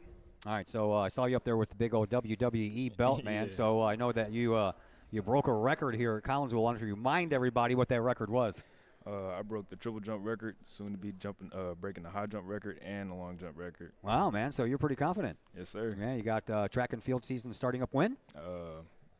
About 2 weeks. About 2 weeks? Yeah. Really? First yeah. meet on 23rd. All right. You know, I'm always there doing the big K-Hawk Invitational every May, so yeah. Always look forward to seeing you do your thing, even though you're kind of far away from where I'm located, and I can't get a real close-up view of it, but everybody kind of fills me in on it. So tell us all a little bit about the campus there at Midland University and the attraction to that campus. Okay, it's a small school. The football stadium and track stadium is really good. You know, they have an indoor facility for I can practice in. Where when this cold weather's out there, they have really crazy weather. Yeah, I spent a year in North Platte, Nebraska. That's out in the western part, and it's very very cold in the wintertime. And it's like you got to drive another 30 minutes before you get to the next town. I know you're closer to Omaha, so any plans to go visit the bigger city of Omaha and have a little bit of fun while you're there? Oh, for sure. Most likely go fishing. Yeah, there you go. We already had a couple of fishermen talking to us earlier. All right, so tell me, what is your major? Do you know what your major is going to be? Criminal justice. Criminal justice. Want to be an FBI guy or what? Nah, probably just law enforcement, you know, be out in the open. In general? Just a police officer? Yeah. Yeah? Where'd that decision come from? I don't know. I just grew up wanting to be a police officer. It was real thrilling for me, so, yeah. You know. All right. We also know that you played football, too, man. Loved watching you play this past couple of years, wide receiver. You made some great acrobatic catches, and the team kind of took leaps and bounds over the I was talking to the football guys earlier over the 0-9 seasons, the 1-8 seasons, the 2-7 seasons. So tell me some of the football memories you were going to take away as you embark on your track and field career in college. Really, I'm going to just take away the leadership that Coach Rhodes drilled into our heads during practice. And, you know, I'm going to just remember every moment that I've messed up on and learned from. So what came first for you, football or track and field? Track. Yeah? How long have you been doing it? I've been doing it since middle school. Middle school? Yeah. Yeah. So what part of track and field? Do you do anything except for the jumping part? I'm starting this year to run a little bit more, really? so we'll see how that goes. All right, that's cool. So tell me, did you have a chance when you were in Fremont, Nebraska, to roam around the town, not just the campus, the town, and check things out, maybe stop and get a little local food? Not really. It was like snowing a lot, so stayed in my hotel room.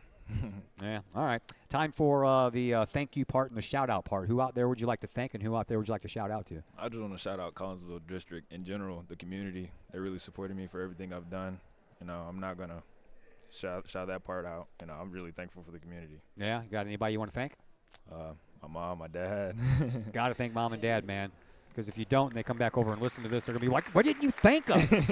Yeah. KJ Thorps-Watt, thank you very much. Good luck in the future, man. Thank you. All right, that is KJ Thorps-Watt going to be continuing his track and field prowess at Midland University in Fremont, Nebraska, as we await the arrival of Andrew Gonsky. I know that Denasia Willis was next, and we already know that she is not going to be here. I can't remember exactly why, but as of right now, I believe that she was kind of committed to Wartburg College. That is in Waverly, Iowa, but we'll have to wait for all that to come true. And maybe we'll pass that information along to you later. They'll probably get a nice picture of her in front of the same backdrop we have here, but they'll do that in the athletic conference room when that time comes. All right, we're going to turn everything back over here to Clay Smith in just a second.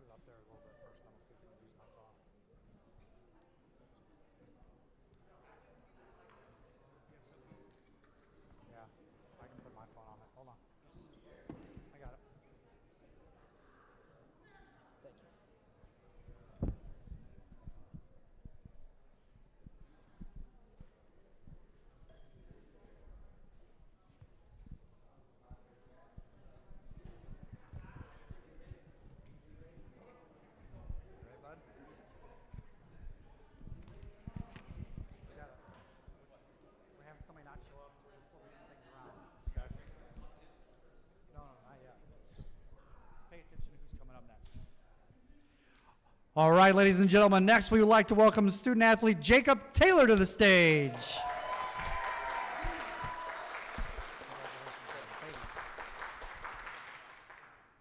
Hold on, I got something up here.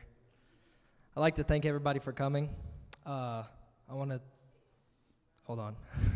I'm very grateful for the opportunity I've been given. I would also like to thank my parents and family and friends for loving me and supporting me and helping me just honestly fall in love with this sport. And I would also like to thank my coaches in both sports for pushing me and teaching me to work hard. For any of you who didn't know, I quit football this season. It was a little rough for me. They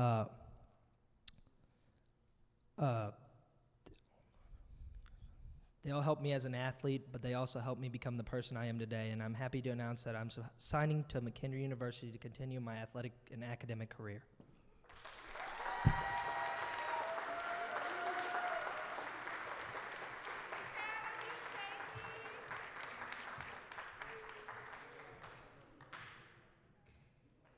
I'd like my parents to come up here first, please.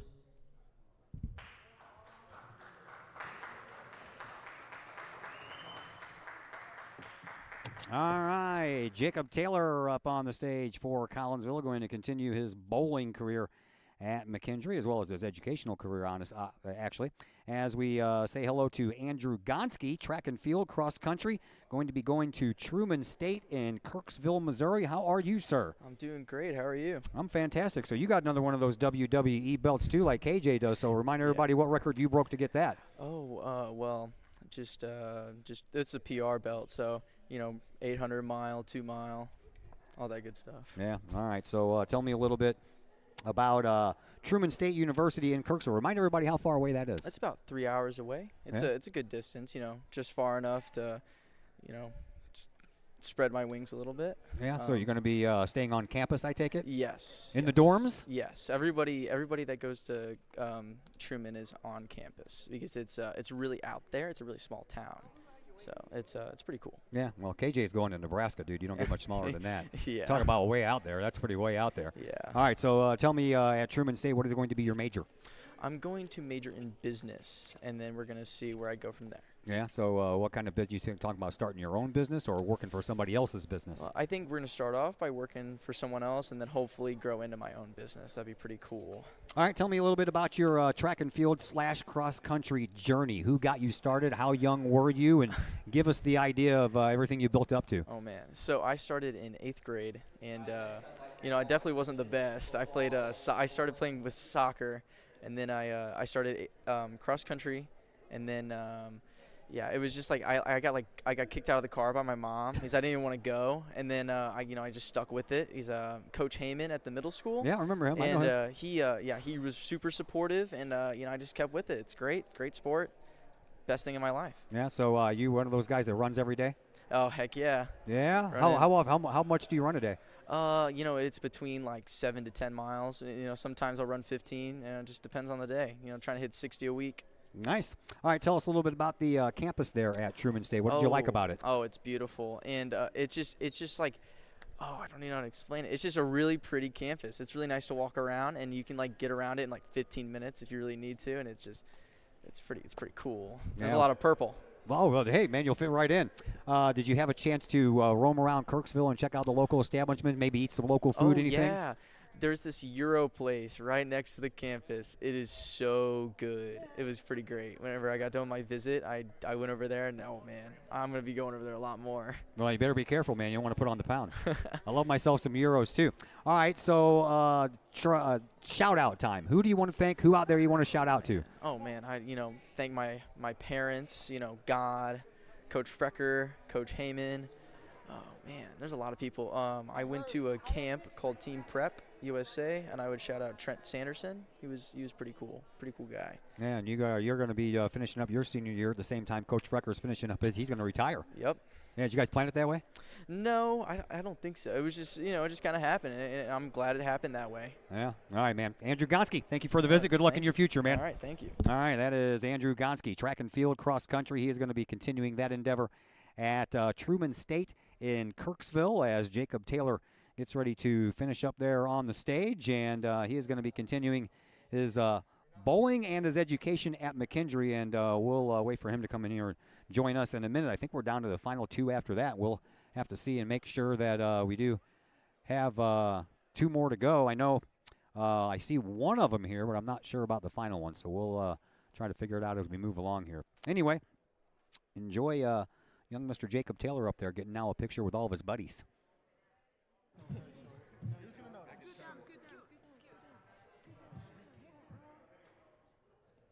I think somebody left the microphone on the table, eh?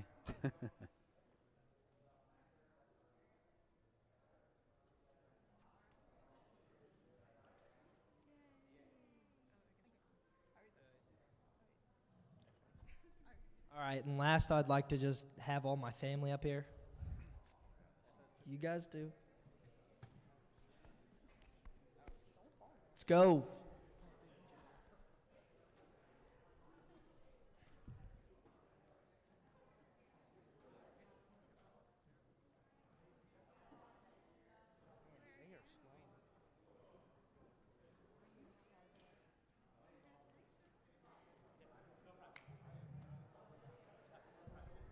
Joyce and Chris. Aunt Sue. Laura and Ed. Let's go.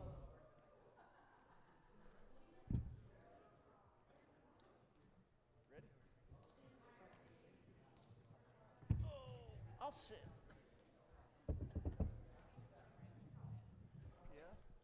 Kim.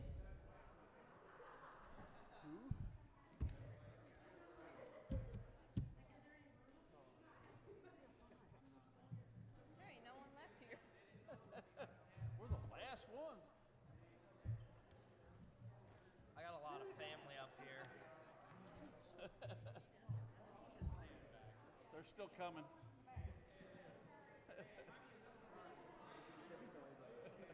We should have did grandparents.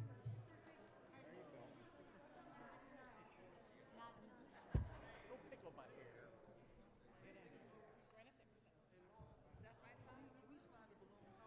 Were you one of this way? Yes, ma'am. Is it on the heavyweight? No, it's okay. On the other side of them?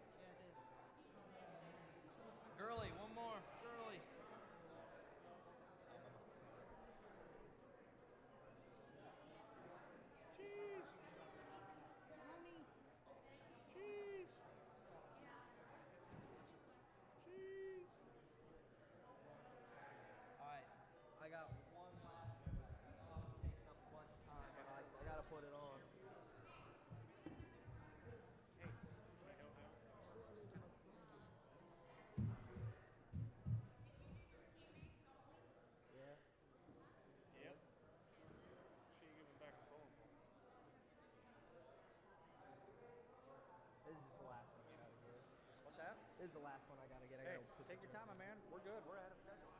Hey, girly.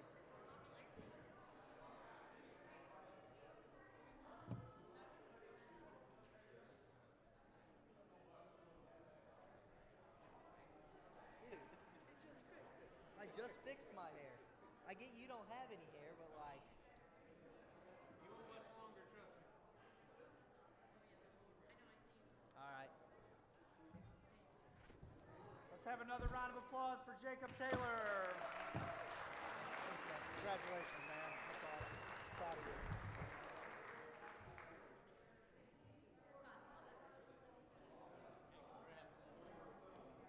We gotta fix this.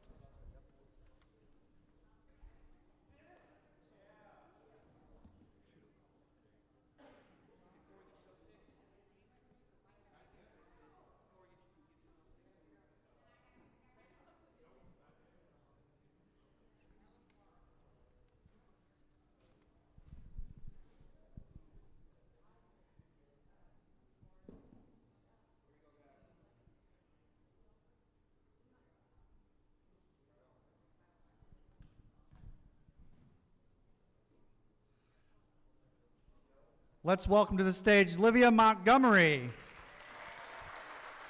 who happened to win a bowling tournament this afternoon. Congratulations. Thank you everyone for coming. I'd like to thank my family for supporting and believing in me, and also to fund my bowling ball stuff. I'd like to thank Coach Hay and Coach Joe for giving me the opportunity to play. And lastly, I want to thank my teammates. All of you are more than just teammates. You're my best friends, and you motivate me to work hard every day. I am happy to be here, and I'm excited to attend Trine University Allen School of Engineering and Computer.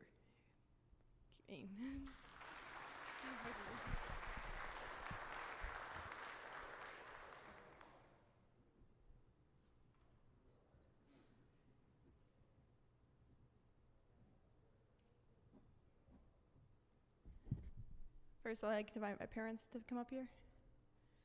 All right, that is Livia. Says Liv on my sheet. Liv Montgomery, who will be continuing her bowling prowess on the lanes somewhere around Trine University, which is in the country of Angola. I mean, it's the city of Angola. That's in Indiana. And while she's getting her pictures taken, we say a very big hello to Mr. Jacob Taylor. How are you, man? Pretty good. How are you doing? I'm hanging in there, man. I know you were just dying for me to interview you earlier this year during bowling season, so now we get our chance. Right, right. All right, so you're going to be one of the three on my list that are staying local and going to McKendree. Tell me why you chose McKendree. Well, I honestly just like the campus. And another thing is, like, I was kind of looking for, like, a college that seemed to want me. You know what I'm saying? Because, you know, you don't always get that. And they seemed to, like, be really persistent whenever they were scouting me. And I had 3 choices. It was Lindenwood, Mobap, and McKendree. They all seemed like they had a little bit of interest. But the one that seemed like they had the most interest was McKendree. So that was the one I was like, all right, they definitely want me. I'm going to go there. So do all 3 of these campuses have their own bowling lanes on campus, or do you guys bowl off campus? Oh, they all bowl off campus. But the good thing about McKendree, it's really close to home. So, like, I don't have to stay on campus because the lanes aren't on campus. So I can just, you know, drive to the bowling lanes because they're closer to my house and they are the campus. So it's like what would be considered the home lanes for McKendree? St. Clair Bowl in Fairview. Well, you're familiar with that one, aren't you? Right. Yeah. I already got the step up on the competition. Huh? Yeah, you do. All right. So you had a 300 game earlier this year, man. Yeah. Tell everybody about that. Well, it was just good night. Lanes were working for me. I had a lot of rough outings, and I was struggling, and I was just like, you know what? I got to pop out a big score. So I threw my first sanctioned 300. I've already had a couple, but that was the first one that, you know, really stuck, and, you know, it's recognized by USBC. So it was good night, and just the lanes were working well for me and just kept striking. Yeah, that was at Bel Air, wasn't it? It was actually at St. Clair. St. Clair. See, there you go. The place I'm going to. Yeah, there you go. So familiar territory. Right. All right, so got a major in mind. What are you going to be majoring in? I was either thinking child education or psychology, one of the two.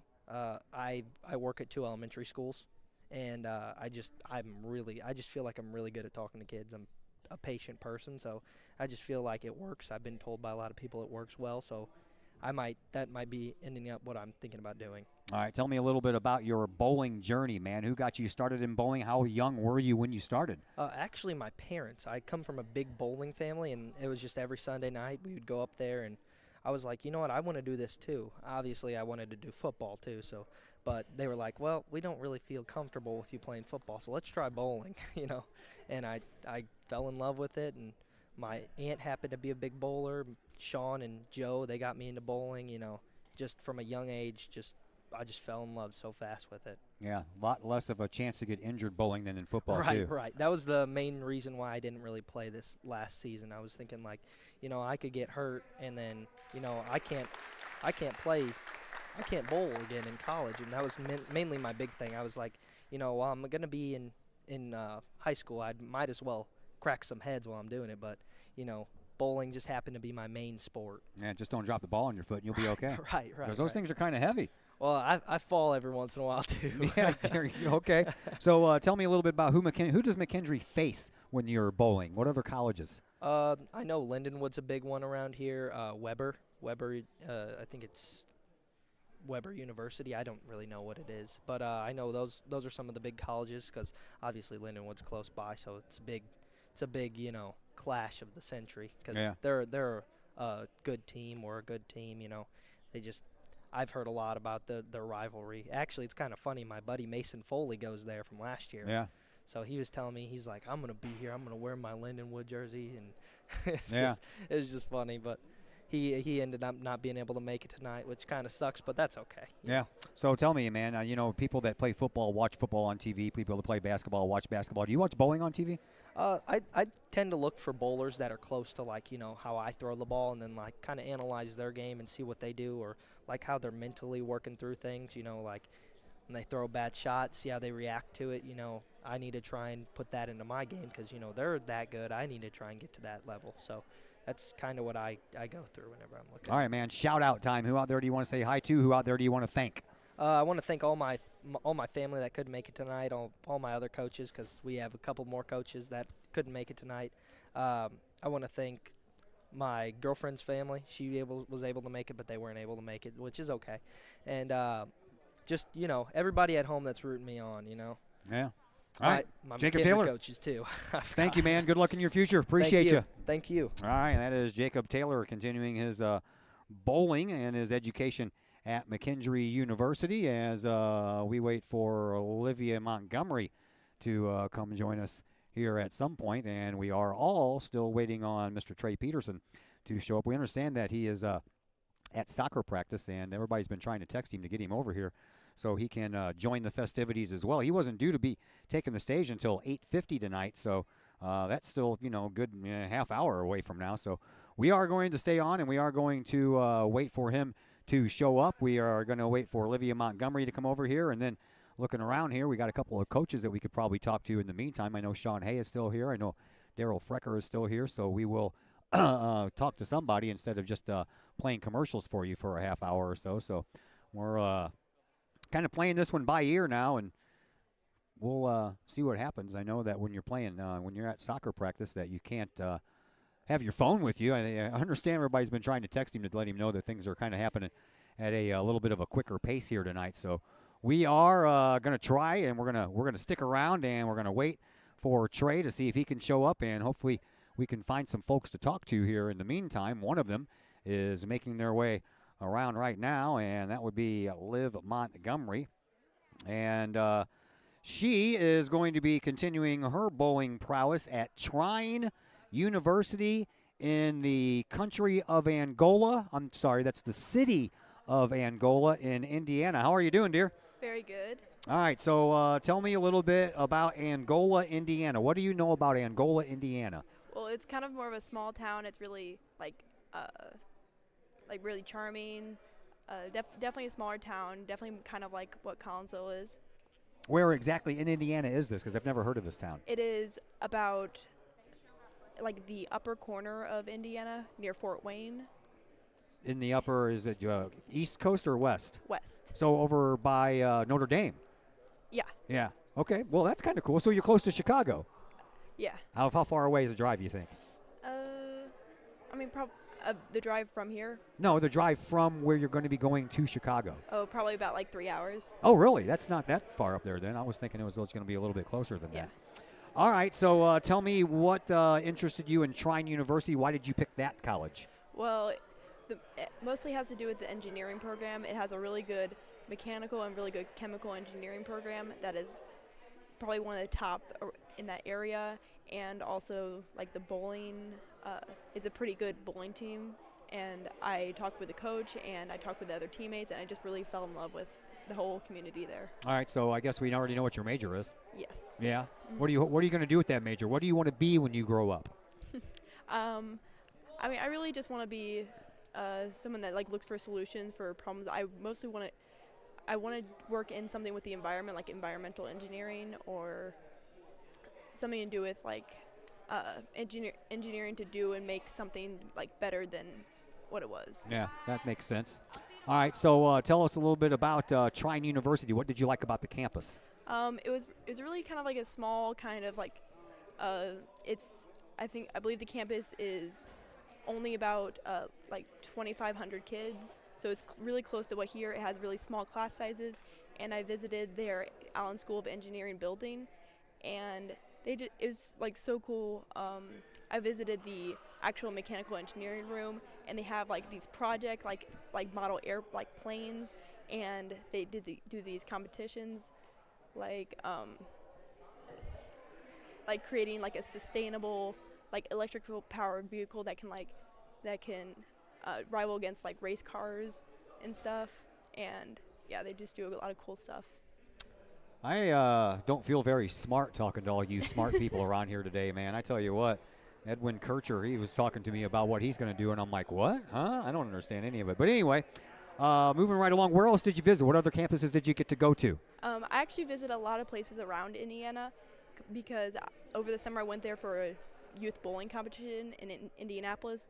So I visited Indiana Tech, which is actually in Fort Wayne. It's like right by Notre Dame. Mm-hmm. And I also visited Valparaiso, which it is on the other side. It's closer to Chicago, so it's about an only 2-hour drive from Chicago. And that campus was really pretty, but it didn't have the like bowling that I wanted, and it didn't have like the courses option that I wanted. So you kind of had your heart set on Indiana, didn't you? Yeah. Yeah? Why? I don't know. It just kind of like that just kind of what aligned. It's kind of hard to find like good bowling colleges and also like engineering colleges. Like the places around here, the majority of the schools that are really good with bowling are more of a liberal arts college and not really focused on STEM studies. But that's just, I don't know, just around Indiana, that's where I found most of the places that were good at both. All right, tell us a little bit about your bowling journey. How young were you when you got started, and who got you started in bowling? Well, I was around, I believe, like when I was 9, my parents, like, my parents put me into this Friday night Camelot League, and it was just mostly for fun. Like, I wasn't really trying. I was just throwing it down. It was more like a social aspect. But when I went into middle school, I met, like, Coach Joe, and he just, like, showed me that there was an actual, like, possibility of making this a thing, and I wasn't really in it my, like, 7th and 8th grade year, but I just thought it would be like, oh, this is a fun thing to do. But then my 8th grade year, I was talking to Sean Hay, the high school coach, and he, like, just showed me all the stuff that I could do with this and all the, like, the competitiveness, because I was always a competitive person. I played, I did volleyball, basketball, soccer, but those didn't really work out, and I just fell in love with bowling. I felt like this was something that I was actually really good at, and I really like to do. Yeah, all right, and you're not done yet with Collinsville as well. You're already Southwestern Conference champions. Now you're regional champions, and this Saturday you're going to be taking place in sectionals. So tell us about the season. Ooh, it's been really good. It's been really fun. Just actually today, I did the Highland Queens tournament. I was champion of that tournament, and I was also champion the same tournament last year, so I'm 2 times champion of that certain tournament.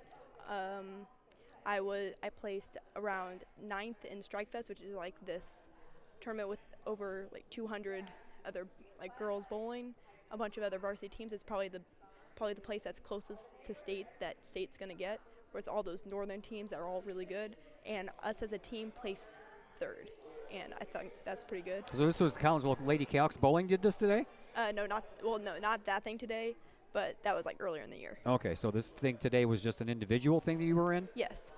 Actually, it's like a certain tournament where it's a individual, but also like team. So the scores were like combined with team, which Collinsville was the winners of that team, of like the team champion, but it was mostly emphasis on the individual champion, which was me, as like which they called it the Highland Queen. A Highland Queen, so I'm technically like the Highland Queen tournament champion, but yeah. So you are the Highland Queen. Yes, I am. The Collinsville Queen. Yeah. All right, so the final thing we got left for you is shout-out time. Who out there do you want to shout out to, and who out there would you like to thank? Well, I would mostly like to shout out my parents, and because bowling's not a cheap hobby, and they definitely helped me with that. I'd like to thank my sister, mostly. She's definitely someone that I was very competitive with, and I think that's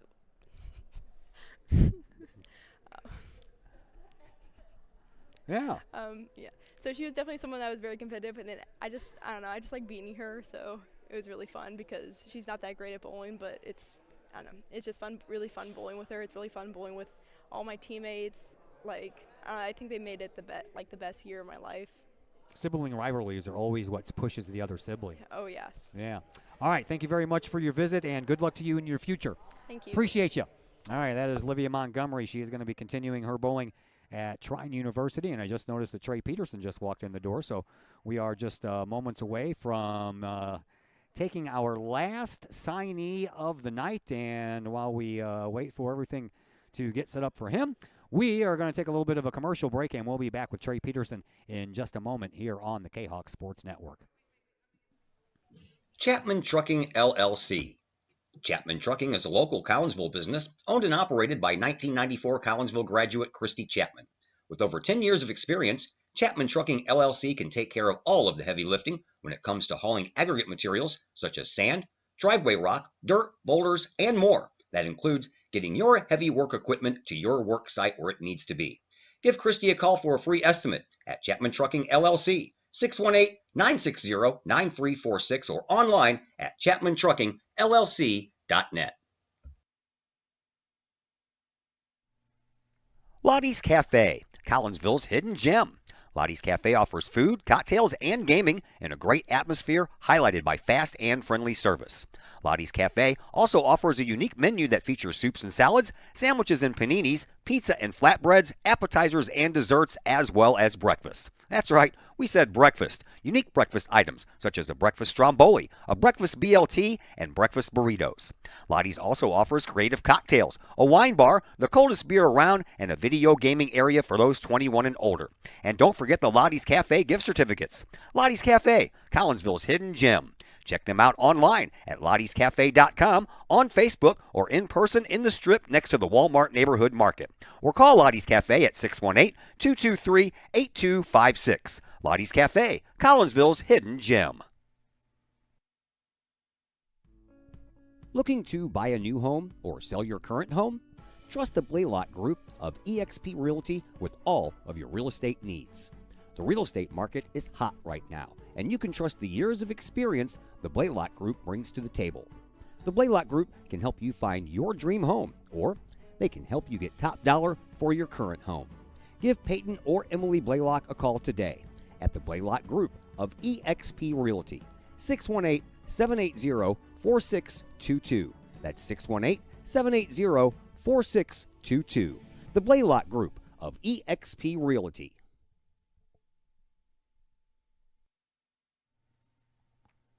Old Herald Brewery and Distillery in Collinsville produces their own spirits and beer on site, right at the restaurant.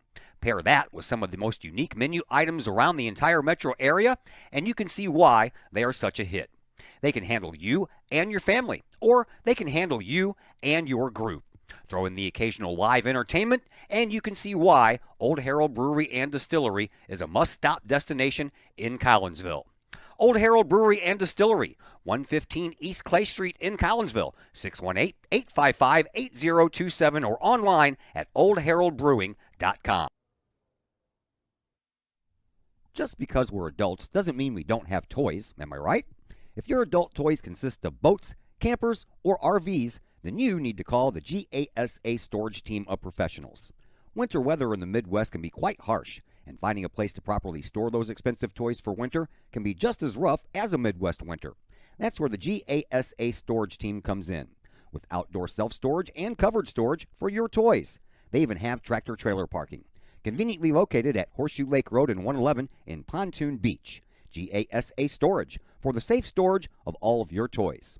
Contact the GASA Storage team, gasastorage@gmail.com, or call today, GASA Storage Team, 618-797-6100. All right, and we welcome you back here to the auditorium at Collinsville High School. And one final time tonight, we turn it over to Clay Smith. All right, ladies and gentlemen, next we would like to welcome to the stage Mr. Trey Peterson.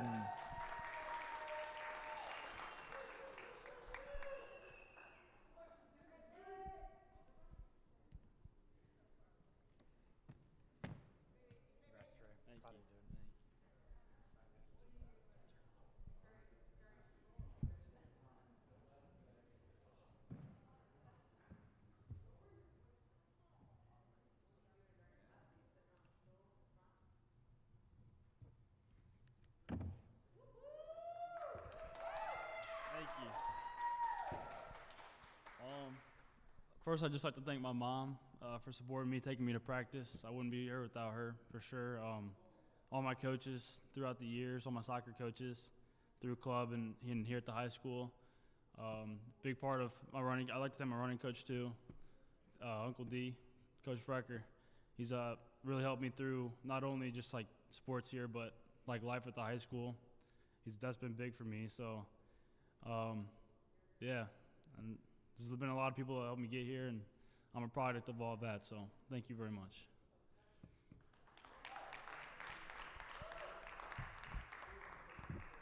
I'll do my mom first. Oh, I'll sign into Washington Elite University to play soccer.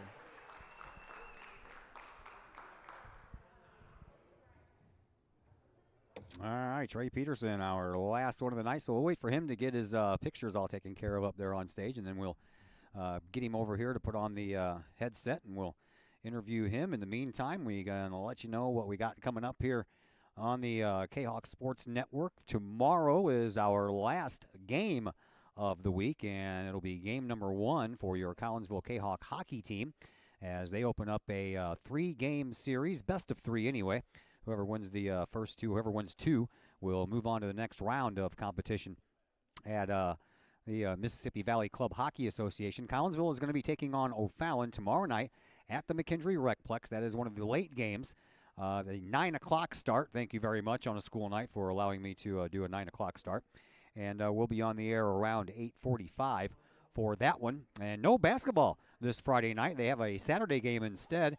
Collinsville is going to be home, and Collinsville is going to be home taking on Chatham Glenwood on Saturday night instead of Friday night. I do not have that game. We're going to turn that game over to the K-Hawk Broadcast Club Students Network, and Zach Roseman will have that game for you, and that is the usual 6 o'clock JV start time and 7:30 varsity start time. So that's what we got coming up tomorrow. Hockey, Saturday basketball. Then, of course, we have Sunday off.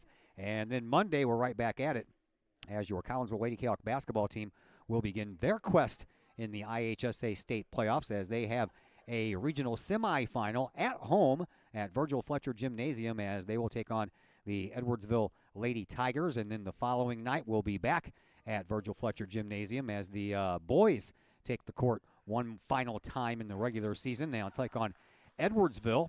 And then Thursday, we will be at Alton for the boys' regular season basketball finale against the Alton Redbirds. And by then, we will know what's going on in the world of playoffs as the seedings for boys basketball will come out tomorrow. And the schedule will be introduced on Friday. So that's what we have that we know that we have coming up for you. Once the basketball schedule gets posted, we will, of course, share that with you on the K-Hawk Sports Network's Facebook page. And then, of course, we will have some regional competition as well. So that's what we have coming up for you the rest of this week and the next week as well. That's as far as we know in advance. Anyway, it's been fun. Been fun doing this one. I haven't done this one since I think Clay Smith said 2016, 2017, something like that when we came here just for the girls' soccer signing day. And Clay thought it would be a good idea to get everybody together here and take care of some business as we welcome on to the other microphone one Mr. Trey Peterson, who is going to be continuing his soccer prowess and his education at Washington and Lee University. That is in Lexington City, Virginia. How are you doing, Trey Peterson? Great. All right, man. So tell us about the recruiting process and how you ended up going to Lexington City, Virginia, and Washington and Lee University. So I heard about the school through my brother who goes to UVA out there, University of Virginia.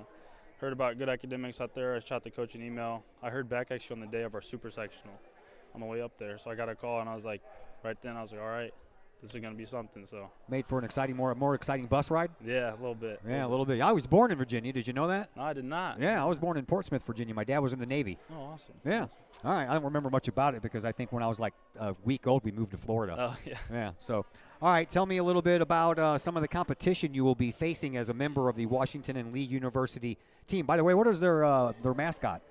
We are the Generals out there. The Generals. All right. So who do the Generals play?